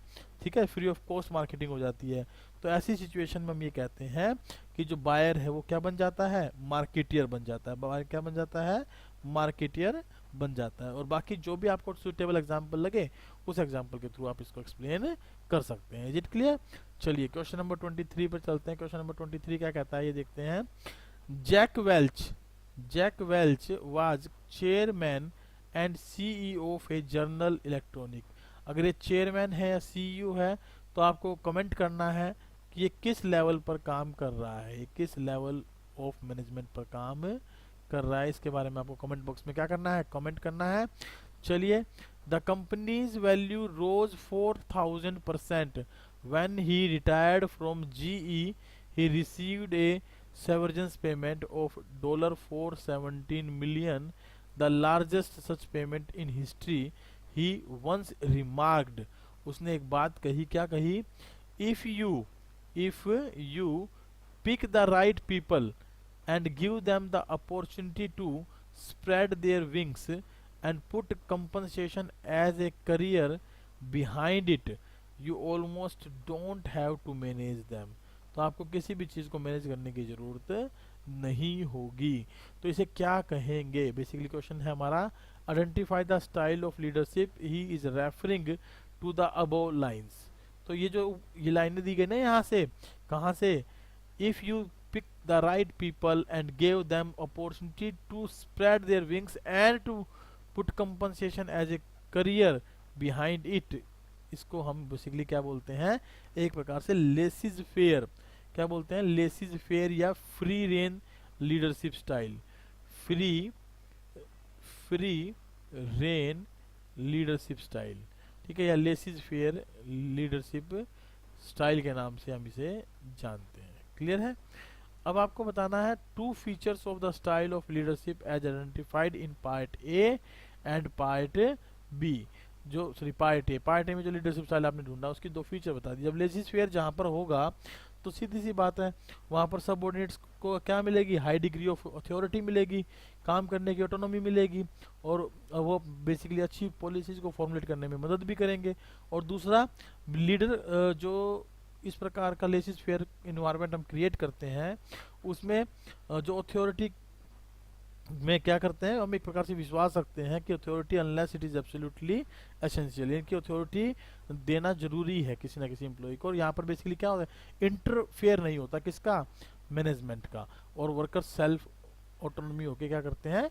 काम करते हैं। ठीक है, ये 2 फीचर आप यहाँ बता देंगे, इन 2 फीचर के बारे में एक्सप्लेनेशन दे देंगे। चलिए क्वेश्चन नंबर 24 पर चलते हैं। डायरेक्ट क्वेश्चन दिखाई दे रहा है। Arnav wants to purchase 200 shares of NIIT Technology Limited. Which type of capital market should he approach? Also state in any 2 feature. तो किस प्रकार की कैपिटल मार्केट को अप्रोच करे? देखिए, अगर 200 शेयर वो परचेज करना चाह रहा है तो he should approach the secondary market. उसको सेकेंडरी मार्केट में अप्रोच करना चाहिए, क्योंकि सेकेंडरी मार्केट एक ऐसी मार्केट होती है जहाँ ओल्ड और न्यू सिक्योरिटीज को क्या किया जाता है? डील किया जाता है, बाइंग एंड सेलिंग किया जाता है। ठीक है, ऑल्सो स्टेट इट्स 2 फीचर्स। अब जो सेकेंडरी मार्केट होती है, यानी कि एक प्रकार से आप कहें स्टॉक एक्सचेंज या सेकेंडरी मार्केट, तो उसका काम क्या होता है? लिक्विडिटी प्रोवाइड करना, marketability of the existing securities, और साथ ही साथ स्टॉक मार्केट को, मतलब स्टॉक मार्केट के अंदर क्या करना है? ओल्ड और एग्जिस्टिंग सिक्योरिटीज का ट्रेड करना। ये इसकी बेसिकली क्या मानी जाती है? फीचर्स मानी जाती है। ठीक है, ये प्राइस फिक्सेशन में भी हेल्प कर देता है कई बार। चलिए और वाला क्वेश्चन देख लेते हैं। इसका और वाला क्वेश्चन क्या कहता है? और वाला क्वेश्चन कहता है, ए कंपनी में float new issues in the primary market through various methods, explain briefly any 3 such methods. इस क्वेश्चन को, इन दोनों क्वेश्चनों को बल्कि आप क्या कर लें? मार्कअप कर लें इंपॉर्टेंट के तौर पर। दोनों क्वेश्चनों में से कोई एक क्वेश्चन आपसे इस साल बोर्ड एग्जाम में पूछा जा सकता है। ये कहता है कि कंपनी में फ्लोट न्यू इश्यूज, कंपनी नए शेयर इशू करती है in the primary market through the various methods. तो उन मेथड्स के में से किन्हीं 3 मेथड को आपने क्या करना है? एक्सप्लेन करना है, बताना है। तो 3 मेथड के बारे में अगर हम बात करें तो मेथड 1, मेथड 2 और मेथड 3। एक तो हो गया offer through sales, offer through sales, ठीक है, और एक हो गया प्रोस्पेक्ट्स इशू करना, प्रोस्पेक्टस इशू करना। एक हो गया राइट इशू, राइट इशू के द्वारा भी हम शेयर को क्या कर सकते हैं? इशू कर सकते हैं। ठीक है, एक हो गया प्राइवेट प्लेसमेंट, प्राइवेट प्लेसमेंट के द्वारा भी हम शेयर्स को क्या कर सकते हैं? इशू कर सकते हैं, प्राइवेट प्लेसमेंट। तो ये 4 फैक्टर में से कोई भी 3 आप यहाँ क्या कर देंगे, एक्सप्लेन कर देंगे, राइट। एक EIPO भी होता है, क्या होता है, EIPOs, electronic initial public offer, इनके द्वारा भी हम क्या कर सकते हैं, नए शेयर मार्केट में इशू कर सकते हैं। Is it clear? अगर आपको ये बातें समझ में आ रही हैं तो प्लीज़ कमेंट बॉक्स में एक बार यस या नो लिखकर डाल दीजिए। अगर समझ में आ रही है तो थम्स अप छोड़ दीजिए, ताकि मैं आइडेंटिफाई कर सकूँ कि मैं जो समझाने की कोशिश कर रहा हूँ आप लोगों तक बातें पहुँच रही हैं। क्योंकि it is a communication process, 2 way communication process है। अगर मैं कोई बात आप तक पहुँचाना चाहता हूँ तो उसका रिजल्ट आप लोग वैसे ही समझ रहे हैं जैसे मैं समझाना चाह रहा हूँ, तो दिस इज कॉल्ड फीडबैक। ठीक है, communication is a 2 way process. जरूरी है कि आपकी तरफ से भी रिस्पॉन्स आता रहे, ताकि मुझे ये पता रहे कि मैं जो आपको समझाने की कोशिश कर रहा हूँ वो चीज़ें बिल्कुल आपको क्लियर हो रही हैं या नहीं हो रही हैं। चलिए क्वेश्चन नंबर 25 पर चलते हैं। 4 नंबर के क्वेश्चन हमारे यहाँ से स्टार्टअप होते हैं। क्वेश्चन नंबर 25 क्या कहता है, if anything goes wrong with the performance of की एक्टिविटीज। की एक्टिविटीज होती है मेन एक्टिविटीज। कौन सी एक्टिविटीज, मेन एक्टिविटीज। मार्कर बदल देता हूँ, मेन एक्टिविटीज। कौन सी एक्टिविटी होती है, ये मेन एक्टिविटीज होती है। ठीक है, in the entire organisation suffers, therefore the organisation should focus on them, explain the statement with a suitable example. तो आपको इनको एक सुइटेबल एग्जाम्पल के थ्रू क्या करना है, एक्सप्लेन करना है। तो सीधी सी बात है, जो की रिजल्टेंट एरियाज है ना, बेसिकली की रिजल्टेंट एरियाज, उनके बारे में यदि बात करें तो ये एक जो ना हमने देखा था कंट्रोलिंग का, जब हमने चैप्टर डिस्कस किया था, तो कंट्रोलिंग वाले चैप्टर में एक कंट्रोलिंग प्रोसेस जो है उसमें एक पॉइंट आता है analysis of deviation. Analysis of deviation ये कंट्रोलिंग प्रोसेस के स्टेप्स का 4th पार्ट है। कौन सा पार्ट है, 4th पार्ट है। इसमें 2 बेसिकली हमने टेक्निक देखी थी। एक तो थी मैनेजमेंट बाय एक्सेप्शन, और एक था क्रिटिकल पॉइंट कंट्रोल। तो ये किसको डिनोट करता है, क्रिटिकल पॉइंट कंट्रोल को। यानी की एक्टिविटीज में अगर गड़बड़ हो रही है तो उन्हें हमें चेक करना चाहिए। क्या करना चाहिए, चेक करना चाहिए। जैसे कि एग्जांपल के तौर पे मैं बात करूं कि अगर सपोज करिए मार्केट में मैं जो है अपने एम्प्लॉयज को ले जाता हूं, उनको पार्टी कराता हूं। ठीक है, उस पार्टी पर मैंने एस्टिमेशन लगाया कि खर्चा 10,000 रुपये होना चाहिए मेरा, और खर्चा 12,000 रुपये चला जाता है। तो it is an ignorable expense, इसको हम इग्नोर कर सकते हैं। ठीक है, इसको क्या किया जा सकता है, इग्नोर किया जा सकता है, क्योंकि 2,000 रुपये ऊपर नीचे होते रहते हैं। लेकिन वहीं पर अगर मैं ये कहूँ कि जो रॉ मटेरियल है उसका जो परचेजिंग होगी, वो परचेजिंग हमारी 1,00,000 रुपये की होगी, और उसके परचेजिंग के दौरान मैंने देखा कि मार्केट में प्राइसेस जो है रॉ मटेरियल के वो इंक्रीज हो गए, और इंक्रीज होने पर ये 1,00,000 की बजाय मेरा प्रोडक्ट जो परचेज किया गया वो 1,20,000 रुपये का परचेज किया गया। तो ये जो 20,000 रुपये इंक्रीज हो गए ना, that is कंसर्नेबल।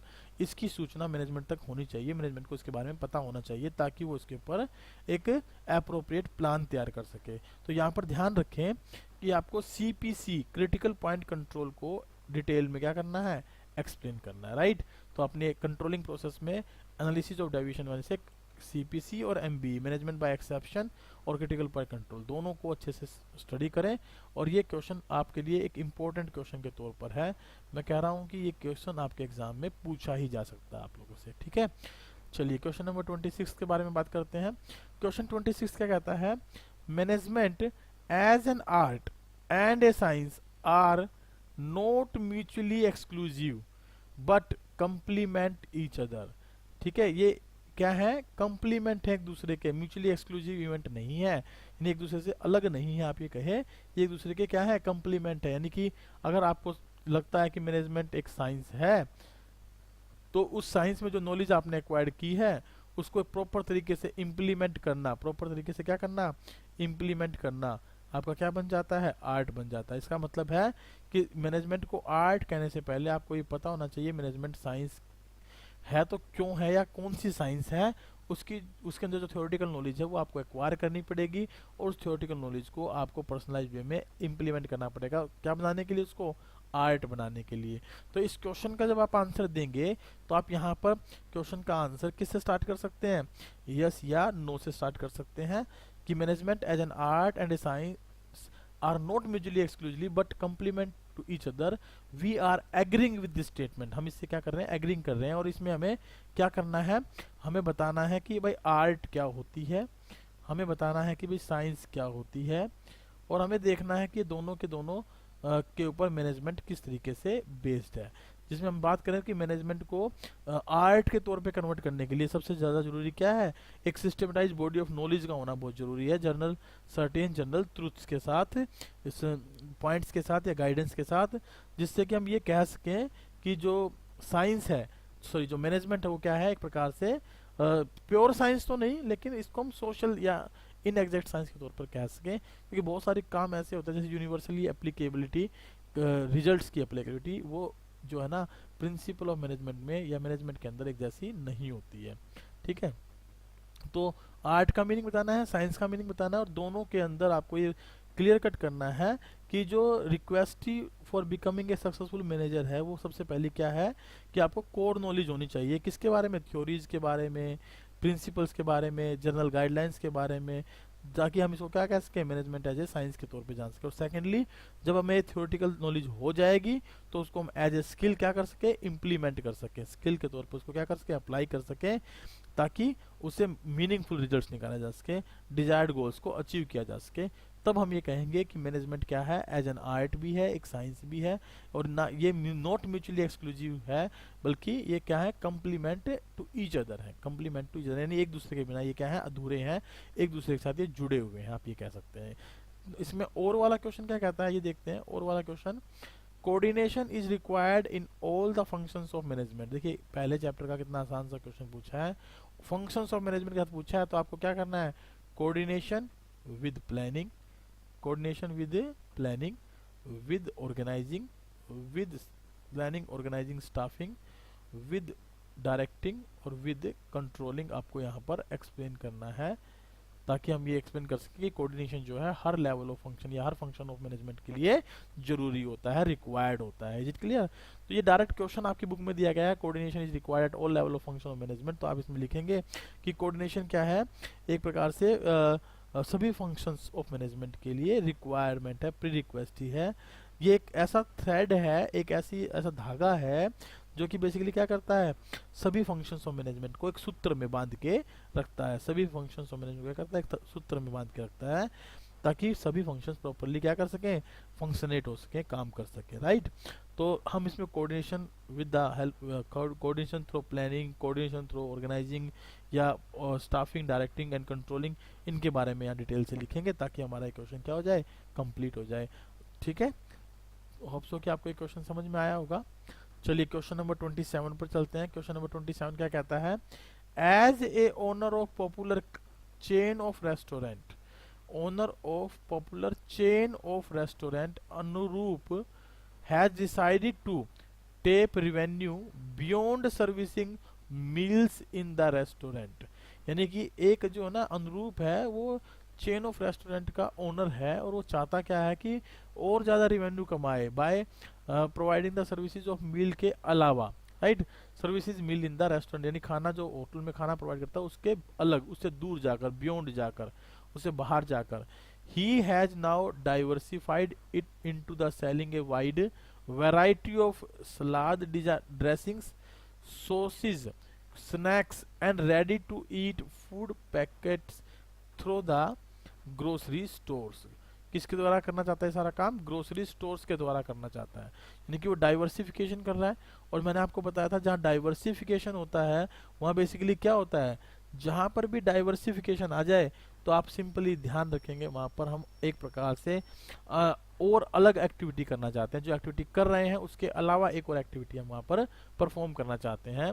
However, he is facing a problem with coordination of various departments and feels the need for more evolved structural design to cope with emerging complexity. Suggest a suitable organizational framework according to which he should restructure his business activities after diversification of business। देखिए diversification of business के base पर इसने हमसे restructuring करने के लिए कहा है, ऑर्गेनाइजेशनल फ्रेमवर्क सेट करने के लिए कहा है, तो मैं आपको सजेस्ट करूंगा जब भी डाइवर्सिफिकेशन ऑफ बिजनेस आ जाए तो इसका मतलब वो न्यू प्रोडक्ट लाइन या न्यू तरीके का कोई बिजनेस स्टार्ट करना चाहता है, तो वहाँ पर बेसिकली कौन सा स्ट्रक्चर अच्छा होता है, डिविजनल स्ट्रक्चर अच्छा होता है। कौन सा? डिविजनल स्ट्रक्चर अच्छा माना जाता है। तो डिविजनल स्ट्रक्चर आपका यहाँ पर क्या हो जाएगा, आंसर हो जाएगा। क्लियर है? और क्या पूछा है, justify by giving any 3 advantages of the proposed structure. जो स्ट्रक्चर हमने प्रपोज किया है उससे कोई 3 बेनिफिट बता दे। देखिए डिवीजन स्ट्रक्चर में क्या होता है, आपके सामने प्रोडक्ट स्पेशलाइजेशन आता है। क्या आता है? प्रोडक्ट स्पेशलाइजेशन क्रिएट होता है, क्योंकि इसमें अलग अलग प्रोडक्ट लाइन होती है हमारे पास। दूसरा, अगर हम बात करें डिविजनल स्ट्रक्चर से हमारे जो गोल्स हों उनको भी हम क्या कर सकते हैं, इजीली अचीव कर सकते हैं। यानी कि जो ना फास्टर डिसीजन मेकिंग में हेल्प करता है। किस में हेल्प करता है? फास्टर डिसीजन मेकिंग में हेल्प करता है, ताकि हम अपने गोल को क्या कर सकें, अचीव कर सकें। फास्टर डिसीजन मेकिंग में हेल्प करता है ताकि हम अपने गोल्स को क्या कर सकें, अचीव कर सकें, गोल्स को अचीव किया जा सके। और अगर हम बात करें तो डिविजनल स्ट्रक्चर क्या करता है, एक प्रकार से ये जो है ना एक रिस्पॉन्सिबिलिटी फिक्स करने में, क्या करने में, रिस्पॉन्सिबिलिटी फिक्स करने में भी हमारी मदद करता है।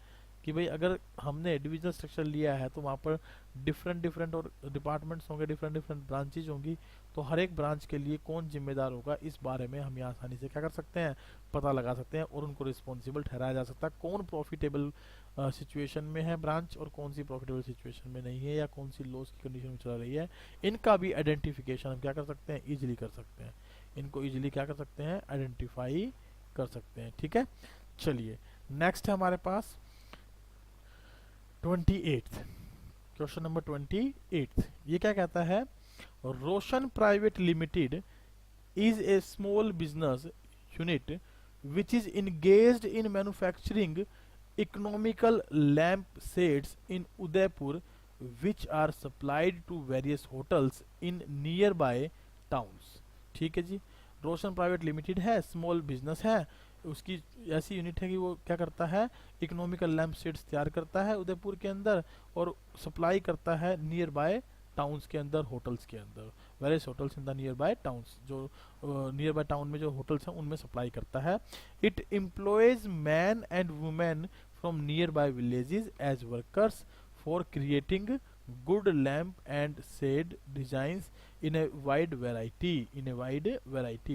The label on the product also contains detailed about the source from which a particular design has been inspired by and how colors are made from vegetables dye have been used। देखिए यहाँ पर अगर हम बात करें तो एक small business है, वो क्या कर रहा है, बेसिकली इकोनॉमिकल लैंप तैयार कर रहा है। तो इकोनॉमिकल लैंप यदि वो तैयार करेगा तो सोसाइटी के वेलफेयर के लिए एक प्रकार से काम कर रहा है। दूसरा, वो मैन और वुमेन को भी नियर बाय विलेज से क्या कर रहा है, अपॉइंट कर रहा है, तो इसका मतलब उनको एम्प्लॉयमेंट दे रहा है। तो यहाँ पर भी एक प्रकार से अपना एक ऑब्जेक्टिव फुलफिल कर रहा है। कौन सा ऑब्जेक्टिव, सोशल ऑब्जेक्टिव फुलफिल कर रहा है।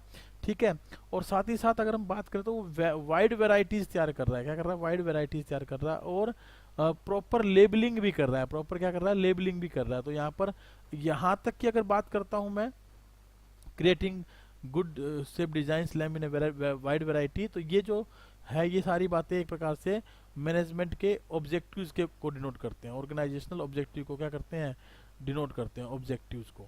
ठीक है, ऑब्जेक्टिव को। लेकिन यहाँ पर जब वाइड वैरायटी देखते हैं और लेबलिंग के बारे में बात करते हैं, जो डिटेल इन्फॉर्मेशन प्रोवाइड करता है, तो यहाँ पर हमें ध्यान आता है कि जो कंज्यूमर प्रोटेक्शन एक्ट है ना, जो CPA है 2019, उसमें कंज्यूमर को कुछ राइट दिए गए हैं। जैसे कि वाइड वैरायटी का मतलब है राइट टू चूज,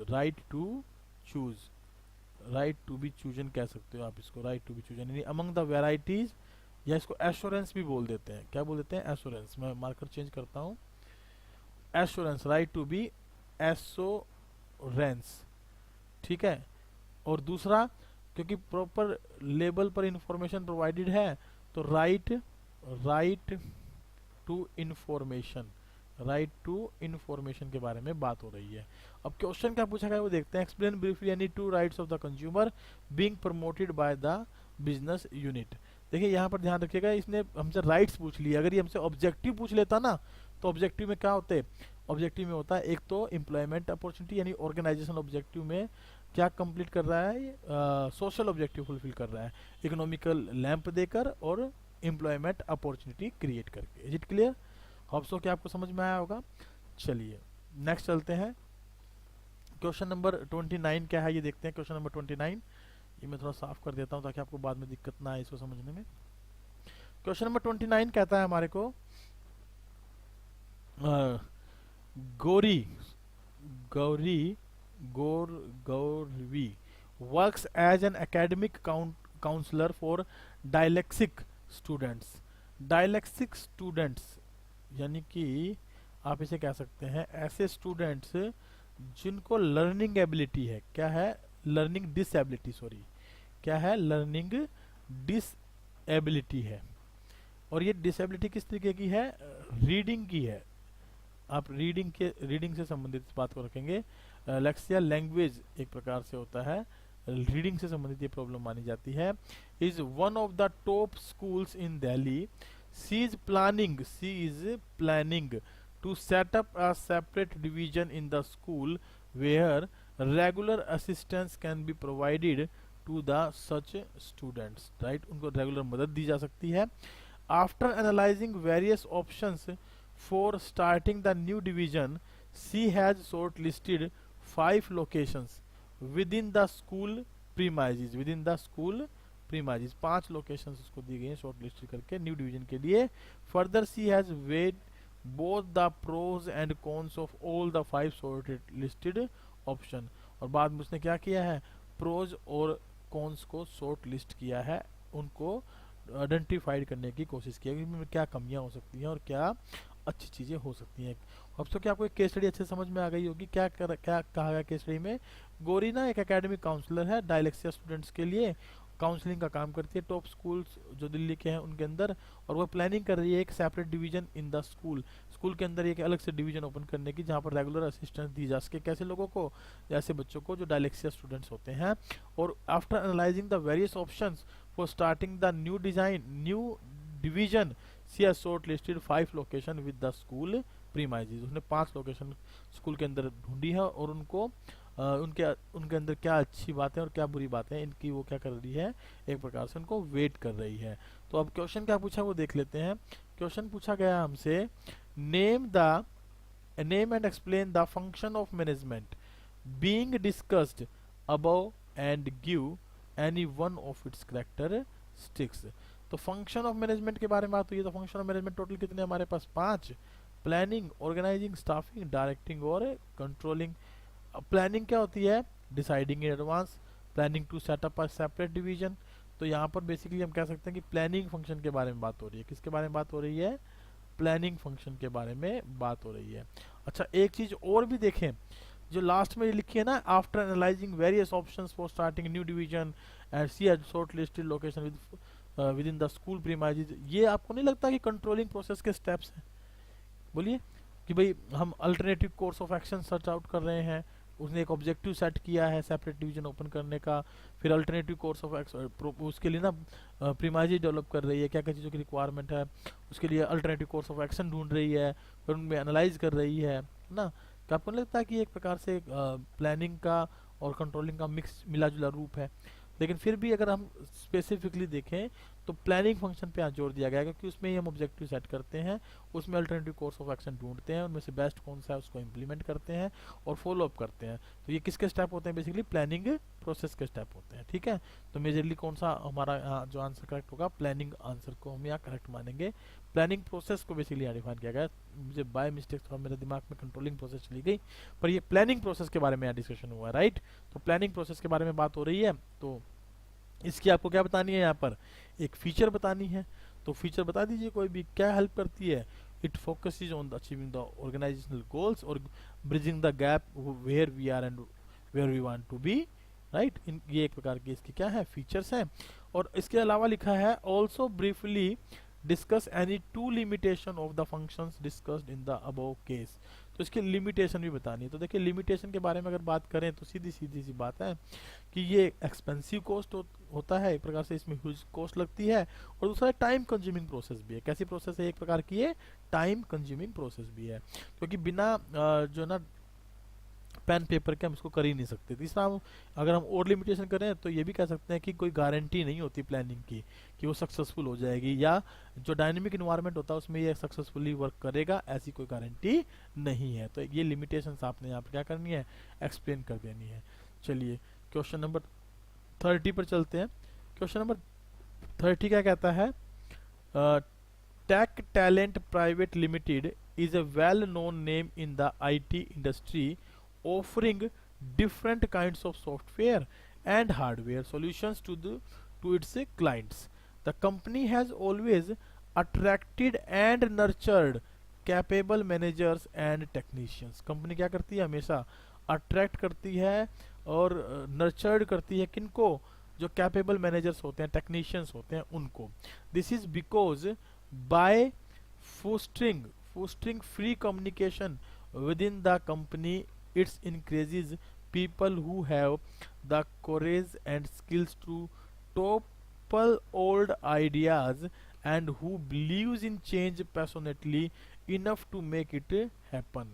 यानी कि ये केवल और केवल किस वजह से है, उनको फ्री कम्युनिकेशन, यानी कि उनको आज़ाद कर रखा है कि भाई तुम जो है ना अपने हिसाब से डिसीजंस लो, अपने हिसाब से स्किल्स अपनी डेवलप लगाओ, ताकि वो पुराने आइडियाज़ को क्या कर सके, हटा सके, और उनकी जगह नए नए पैशनेटली जो आइडियाज़ हैं उनको इम्प्लीमेंट कर सके। तो यानी कि एक इंथुजियास्टिक वे में नए आइडियाज़ को मार्केट में लाया जा सके। Moreover the manager in company are not expected to be status conscious and therefore they allow their subordinate to express their feeling freely.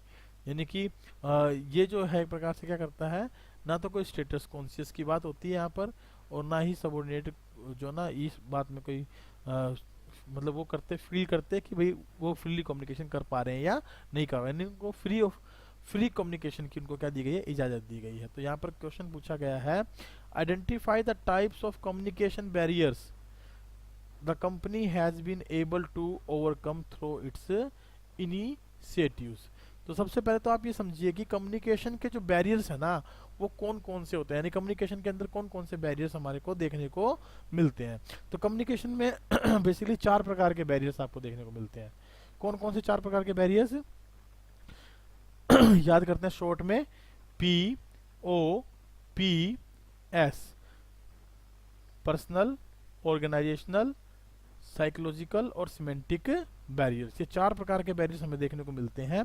और यहाँ पर अगर हम बात करें तो यहाँ पर देखिए स्टेटस के बारे में बात हुई है, एक तो स्टेटस कॉन्शियसनेस के बारे में बात हुई है, और साथ ही साथ अगर हम बात करें तो ऑर्गेनाइजेशनल पॉलिसी कैसी है, वो ऐसी हैं कि जहाँ पर हम उनको फ्री कम्युनिकेशन की इजाज़त देते हैं, फ्री फ्लो ऑफ कम्युनिकेशन का जो मुकाम प्रोवाइड करते हैं। तो बेसिकली हम यहाँ कह सकते हैं कि जो बैरियर्स हैं जो यहाँ पर डिस्कस किए गए हैं, वो एक तो स्टेटस से संबंधित बैरियर्स के बारे में बात हुई है, और एक हुई है किसके बारे में, ऑर्गेनाइजेशनल पॉलिसीज जो है हमारी वो हम कैसी फॉलो कर रहे हैं उसके बारे में बात हुई है। तो ये दोनों प्रकार के जो बैरियर हैं वो किससे संबंधित होते हैं, बेसिकली ऑर्गेनाइजेशनल बैरियर से संबंधित होते हैं। किससे संबंधित होते हैं, ऑर्गेनाइजेशनल बैरियर से संबंधित होते हैं। तो ये ऑर्गेनाइजेशनल बैरियर्स को यहाँ डिनोट किया गया है। आगे पूछा गया, name the category to which the communication barriers as identified in part A belong. तो ये किससे बिलोंग करते हैं, ऑर्गेनाइजेशनल बैरियर से बिलोंग करते हैं। ठीक है, any 2 other barriers which fall in the same category, इस कैटेगरी में आने वाले कुछ 2 और बैरियर्स के बारे में आपको यहाँ बताना है। तो ध्यान रखिएगा, जो अगर हम किसी अदर 2 और बैरियर्स के बारे में बात करें तो ये हो सकते हैं हमारे जैसे ऑर्गेनाइजेशन स्ट्रक्चर से संबंधित बातें हो सकती हैं, रूल्स रेगुलेशन से संबंधित बातें हो सकती हैं बिजनेस के अंदर, क्योंकि इनके अंदर ही हम बेसिकली क्या करते हैं, ये सब किसका पार्ट होते हैं, हमारे ऑर्गेनाइजेशनल बैरियर्स का पार्ट होते हैं। और भी अगर हम बात करें तो ये भी कह सकते हैं कि भाई जो पॉलिसीज़ हैं, जो कि हमने इसमें पहले देख लिया, पॉलिसीज़ भी हमारे लिए एक प्रकार से किसका काम कर सकती हैं, ये कर सकती है किसके लिए काम, बेसिकली एक ऑर्गेनाइजेशनल बैरियर का काम कर सकती हैं। तो मैं यहाँ आपको सजेस्ट करूँगा कि एक बार अपनी बुक से इन 4 बैरियर्स के बारे में, personal, organisational, psychological and semantic barrier, इन 4 के बारे में डिटेल से पढ़ लें, क्योंकि ये क्वेश्चन आपसे एग्जाम में पूछा जा सकता है। ये मेरे हिसाब से एक इम्पोर्टेंट क्वेश्चन बनता है, डायरेक्ट या इनडायरेक्ट फॉर्म में ये क्वेश्चन आपसे रखा जा सकता है कि कौन से बैरियर होते हैं और उनसे रिलेटेड अदर बैरियर्स के बारे में बताइए। ठीक है, चलिए क्वेश्चन नंबर 31 पर चलते हैं। क्वेश्चन नंबर 31 क्या कहता है, निशा एंड रितिका, दो पार्टनर या दो पर्सन है, निशा एंड रितिका ओनर है किसके, passion wool mill in Ludhiana, passion wool mill in Ludhiana. They deal in manufacturing and exporting a wide range of fabrics, soles, stoles, throws, mufflers, caps, woolen t-shirts, sweater, etc. Keeping in view the growing demand for its product, they now intend to start another manufacturing unit in the city. ये देखिए another manufacturing unit मतलब diversified करना चाहते हैं, business में diversification करना चाह रहे हैं। दे have assessed and analyzed the type and number of employees required and placed an online advertisement. Explain briefly remaining steps that they will have to undertake in order to obtain a satisfactory workforce for their new manufacturing unit. देखिए 6 number का question है और बड़ा सीधा सीधा सा question दे दिया इसने, लिख दिया, हिंट दे दी कि सेटिस्फैक्ट्री वर्कफोर्स लेने के लिए आप अनदर स्टेप्स के बारे में बताइए। तो यहाँ कौन सा स्टेप बेसिकली डिस्कस हुआ है, they have assessed and analysed, यानी कि मैन पावर रिक्वायरमेंट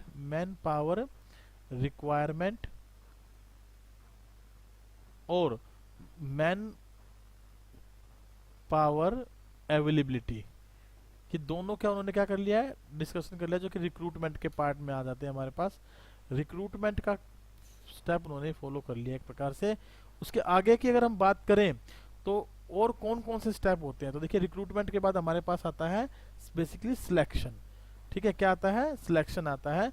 तो हम यहाँ बात कर सकते हैं सिलेक्शन के बारे में, जो नेक्स्ट स्टेप होगा उसके बारे में आपने यहाँ लिखना है। सिलेक्शन बेसिकली बता दूं, ये एक नेगेटिव प्रोसेस होती है जिसमें हम हर स्टेप पर रिजेक्शन करते हुए चलते हैं यदि employee as per the required qualification या क्वालिटी नहीं है तो। फिर उसके बाद हम अगर सिलेक्ट कर लेते हैं किसी को तो प्लेसमेंट क्या करते हैं, उनका प्लेसमेंट करते हैं एंड ओरिएंटेशन करते हैं। क्या करते हैं, ओरिएंटेशन करते हैं, यानी इंट्रोडक्टरी पार्ट करते हैं, ऑर्गेनाइजेशन के बारे में उनको सूचना दी जाती है। फिर उनको क्या किया जाता है, ट्रेंड किया जाता है। क्या किया जाता है, ट्रेंड किया जाता है, उनका डेवलपमेंट किया जाता है, उनको ट्रेनिंग दी जाती है प्लस उनकी डेवलपमेंट की एक्टिविटी परफॉर्म की जाती है। फिर जब वो ट्रेंड हो जाते हैं, डेवलप्ड हो जाते हैं तो वर्किंग पर लगा दी जाते हैं और वर्किंग पर उनकी क्या की जाती है, परफॉर्मेंस अप्रेजल, कि उन्होंने कैसा काम किया, वो काम के जो हमने सिलेक्शन किया वो बिल्कुल सही किया या नहीं किया। फिर उनको करियर प्लानिंग के बारे में बताया जाता है, उनकी करियर प्लानिंग की जाती है, यानी कि उनको डेलीगेशंस ऑफ अथॉरिटी प्रोवाइड की जाती है। और एट द एंड हम क्या करते हैं, एक प्रकार से कंपनसेशन अमाउंट पेड करते हैं, कंपनसेशन अमाउंट पेड करते हैं, डिसाइड करते हैं कितना पैसा उसको देंगे। तो ये एक जो स्टेप्स हैं वो सेटिस्फैक्टरी वर्कफोर्स को अपॉइंट करने के लिए जरूरी होते हैं। इनके बारे में बात हुई है, आपको इनके बारे में डिटेल से एक्सप्लेनेशन देनी है। इसमें एक और वाला क्वेश्चन दिया गया है, वो और वाला क्वेश्चन क्या कहता है, देखिए ये रहा और वाला क्वेश्चन क्या कहता है, Google careers in an exclusive web portal for entry level graduates who finished, जिन्होंने क्या किया है, फिनिश्ड किया है their graduation in recent years and waiting for job opportunity in Google. ठीक है जी, Google job openings in India for the vacancies of entry level engineers and IT internship jobs.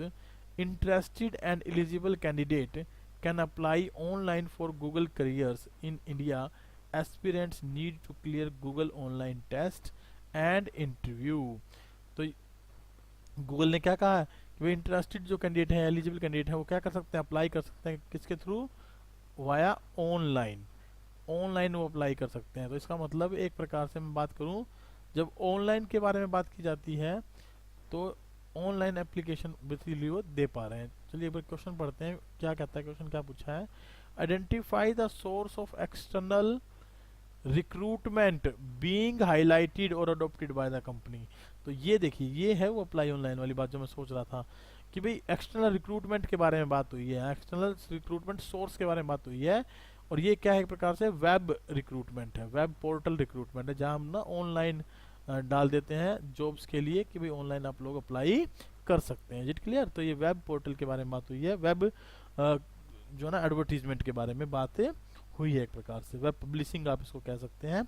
और हमसे इसमें दूसरा क्वेश्चन क्या पूछा गया है, टू एडवांटेजेस बताइए या टू लिमिटेशंस, तो दोनों बतानी है या नहीं है, and two advantages and two limitation for using external source of recruitment. देखिए एडवांटेजेस की बात करूँ तो फ्रेश टैलेंट आता है, क्या आता है हमारे पास, फ्रेश टैलेंट के स्कोप रहते हैं, वाइडर चॉइस होती है हमारे पास, वाइडर चॉइस होती है, और साथ ही साथ हम ये भी कह सकते हैं कि जो यूथ है उसको मोटिवेशन मिलता है, उसको क्या मिलता है, मोटिवेशन मिलता है एक प्रकार से। क्वालिफाइड पर्सनल की हम सिलेक्शन उठा सकते हैं, क्वालिफाइड पर्सनल को हम क्या कर सकते हैं, सिलेक्ट कर सकते हैं। Is it clear? और दूसरी तरफ अगर हम लिमिटेशन की बात करें तो जो हमारे एग्जिस्टिंग स्टाफ मेंबर्स हैं वो क्या हो सकते हैं, डीमोटिवेट हो सकते हैं। जो एग्जिस्टिंग स्टाफ मेंबर्स हैं वो डीमोटिवेट हो सकते हैं क्योंकि हमने उनको अपॉर्चुनिटी नहीं दी। दूसरा ये कॉस्टली प्रोसेस होता है, कैसा प्रोसेस होता है, कॉस्टली प्रोसेस होता है, काफ़ी खर्चा इसमें हमें करना पड़ता है। तीसरा अगर हम बात करें तो ये लेंथी प्रोसेस भी है, कैसा प्रोसेस है ये, लेंथी प्रोसेस है, इसमें हमें सिलेक्ट करने के लिए काफ़ी समय लगाना पड़ता है। तो ये इसकी लिमिटेशंस रहेंगी हमारे सामने। चलिए नेक्स्ट चलते हैं क्वेश्चन नंबर 32 पर। क्वेश्चन नंबर 32 क्या कहता है ये देखते हैं। क्वेश्चन नंबर 32 है मंचकिन limited is a business unit engaged in manufacturing blankets and quilts। Quilts होती हैं एक प्रकार से आपकी जो रजाई होती है ना, रजाई को आप क्या बोलते हैं, किल्ट्स बोलते हैं। चलिए आगे, यहाँ पर थे, रजाई को क्या बोलते हैं एक प्रकार से, किल्ट्स बोलते हैं। ठीक है, रजाई को क्या बोल देते हैं, किल्ट्स बोल देते हैं। Its business operations are affected directly by the competitors, employees, customers and suppliers which are unique to their respective locations। बिल्कुल ठीक है। In addition to this, individual firms of this field are affected indirectly, यानी कि यहाँ तो directly affect हो रहे हैं, डायरेक्टली क्या हो रहे हैं, अफेक्ट हो रहे हैं, और यहाँ क्या हो रहे हैं, इनडायरेक्टली अफेक्ट हो रहे हैं, यानी बिजनेस डायरेक्टली और इनडायरेक्टली फैक्टर से अफेक्ट हो रहा है।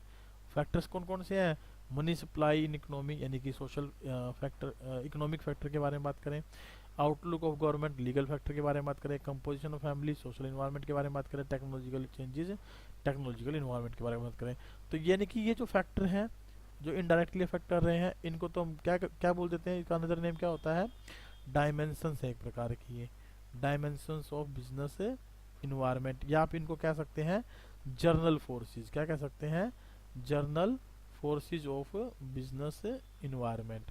और जो इनडायरेक्टली अफेक्ट करते हैं उनको बोलते क्या हैं, उनको बोलते हैं हम लोग स्पेसिफिक फोर्स। क्या बोलते हैं, specific force of business environment.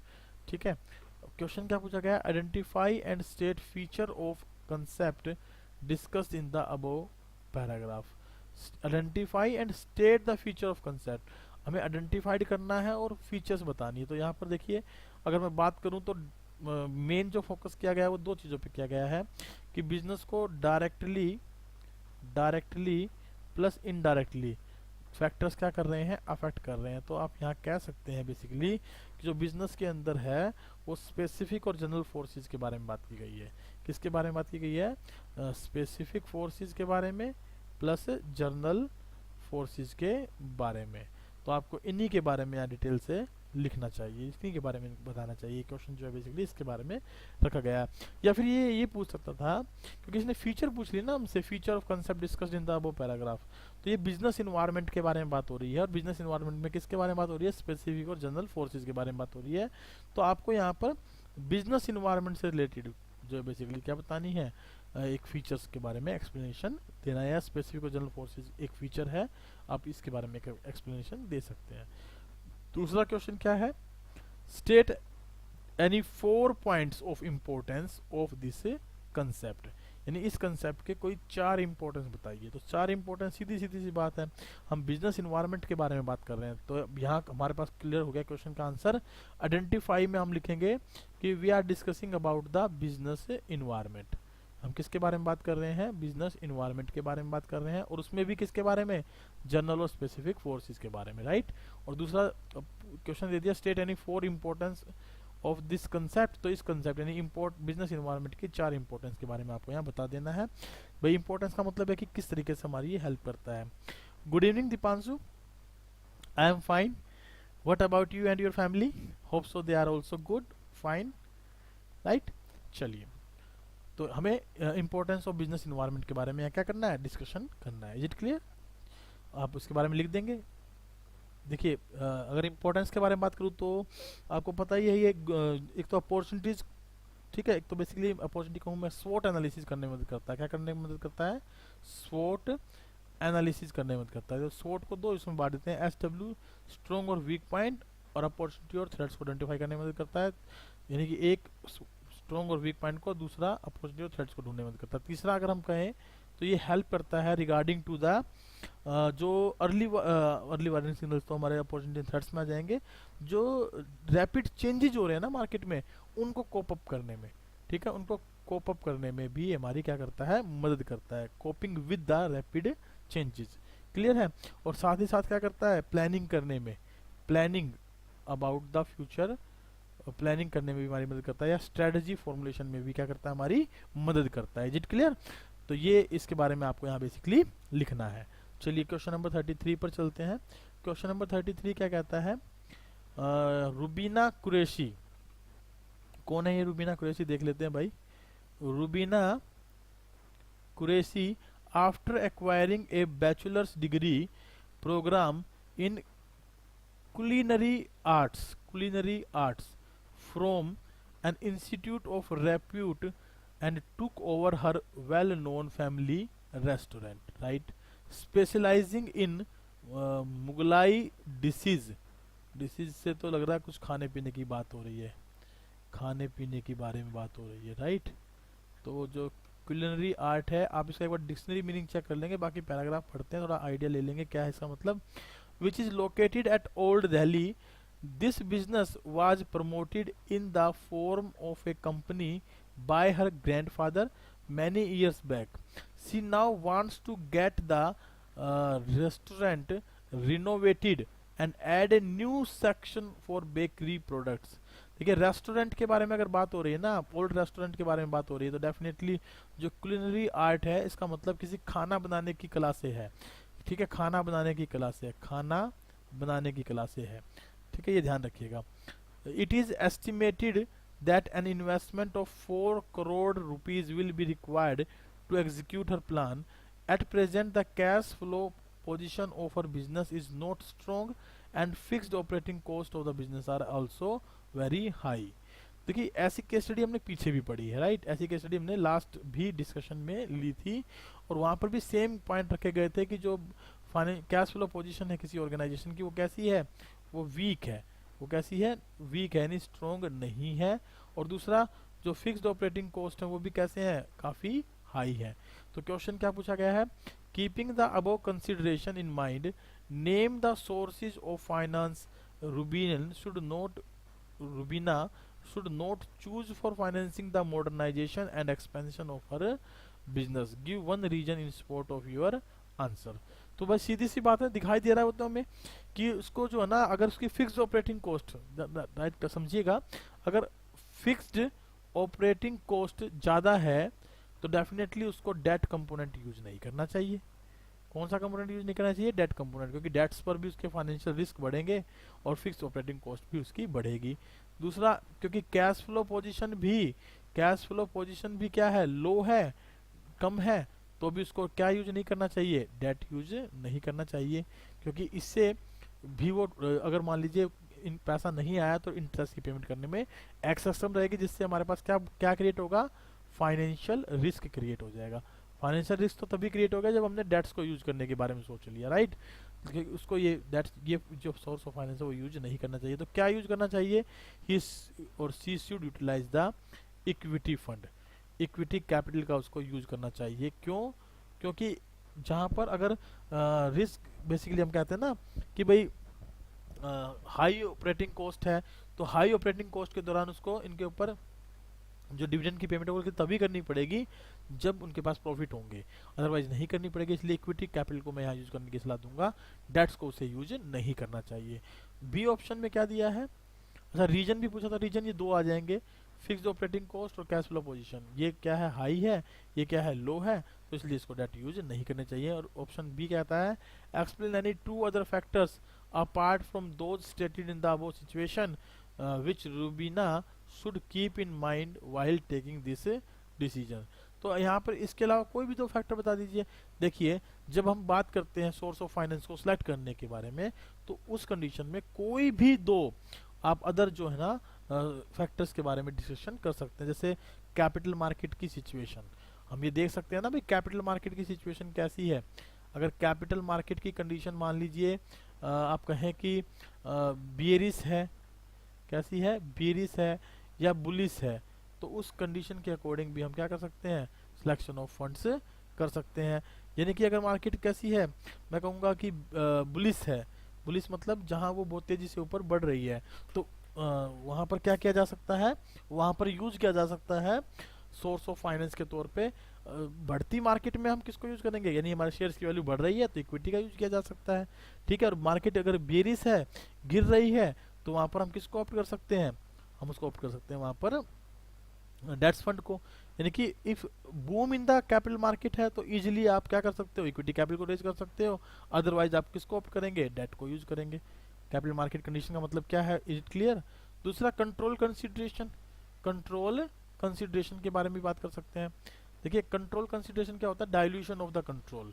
Control consideration, अगर आप चाहते हो कि आपके ऑर्गेनाइजेशन पर कोई और इंटरफेयर ना करे तो आप इक्विटी का यूज करें, सॉरी आप डेट्स का यूज करें, अदरवाइज आप इक्विटी का भी यूज कर सकते हैं। क्योंकि शेयर होल्डर जो होते हैं ना उनको वोटिंग राइट होता है, और वोटिंग राइट होता है तो उनका जो कंट्रोल होता है वो बिजनेस में बना होता है, और वो अधिकार को डाइल्यूट भी कर सकते हैं बाकी अदर शेयर होल्डर के। तो अगर हम चाहते हैं कि डाइल्यूशन ना आए तो डेट्स यूज करें, और चाहते हैं कि डाइल्यूशन आए तो आप क्या यूज कर सकते हैं, इक्विटी यूज कर सकते हैं। चलिए आज का लास्ट क्वेश्चन क्या है उसको देख लेते हैं। और लास्ट क्वेश्चन जो है वो दो क्वेश्चनों के तौर पे बटा हुआ है हमारा। एक तो और वाला क्वेश्चन दिया है और एक दिया है हमें केस बेस्ड क्वेश्चन। तो आप इन दोनों क्वेश्चनों को पढ़ें, देखें कि कौन सा इजी है, उसको आप अटेम्प्ट करें। पहले मैं ये एक लाइन वाला क्वेश्चन पढ़ लेता हूँ। Describe briefly 3 tyre judiciary system under the consumer protection act. देखिए पहला जब हमने क्वेश्चन पढ़ा, पहला या दूसरा जब इसका क्वेश्चन पढ़ा, तो उसमें मैंने आपको यही बताया था भी 3 टियर मशीनरी जो है ना, डिस्ट्रिक्ट फॉर्म, स्टेट कमीशन और नेशनल कमीशन, इनके बारे में एक एक टेबल बना लें, अपनी टेबल बना लें। टेबल किस तरीके की बना लें, तीनों के बारे में डिफरेंशियल टेबल, ताकि तीनों की सारी बातें उसके अंदर क्या की जा सके, इंक्लूड की जा सके। यहाँ लिख लें डिस्ट्रिक्ट फॉर्म, यहाँ लिख लें स्टेट कमीशन और यहाँ लिख लें नेशनल कमीशन, और कुछ बेसिस के तौर पे जगह बना लें जहाँ पर आप बेसिस लिख सकें। जब ये ऐसा बना लेंगे तो आपको एक सुविधा हो जाएगी कि इस क्वेश्चन को बार बार कहीं पर देखने की जरूरत नहीं पड़ेगी, सारी बातें इसी टेबल के अंदर आपको अवेलेबल हो जाएंगी। होप सो ये डायरेक्ट क्वेश्चन है, बड़े इजी तरीके से आप इसको कर सकते हैं, है ना। चलिए एक बार केस बेस्ड क्वेश्चन और पढ़ लेते हैं ताकि आज का हमारा जो लास्ट क्वेश्चन है उसको हम क्या कर सकें, कंप्लीट कर सकें। लास्ट क्वेश्चन क्या कहता है, देखिए Radha found a worm crawling out of newly opened tetra pack of oats manufactured by a reputed company Best Limited। Best limited से ना उसने एक tetra pack of oats purchase किया था, उसमें उसको क्या दिखाई दिया, वोर्म, कीड़ा दिखाई दिया रेंगता हुआ, ठीक है। She went back to the shopkeeper from whom the pack was purchased, who directed her to call up the customer care centre. उसने उसको क्या सलाह दी कि वे कस्टमर केयर सेंटर पर आप कॉल करें। When all her efforts failed, जब सारे एफर्ट्स उसके फेल हो गए, she decided to file a case in the district form. Best Limited lost its image in the market and the CEO gave the responsibilities of bringing back the lost image of the company to a manager. So in the context of the above case, you have to identify and explain the right of consumer being violated in the above case। तो आपको उस case के बारे में identification करना है। देखिए ऐसा केस हमने पहले ही पढ़ा था, और यहाँ पर अगर हम बात करें राइट्स में, तो एक तो वॉर्म क्रावलिंग कीड़ा जो पाया गया ना, तो उससे उसकी हेल्थ बिगड़ सकती थी। तो राइट राइट ऑफ सेफ्टी क्या हुआ है, वॉयलेट हुआ है एक प्रकार से, राइट ऑफ सेफ्टी यहाँ पर वॉयलेट हुआ है, इसके बारे में आप बता सकते हैं।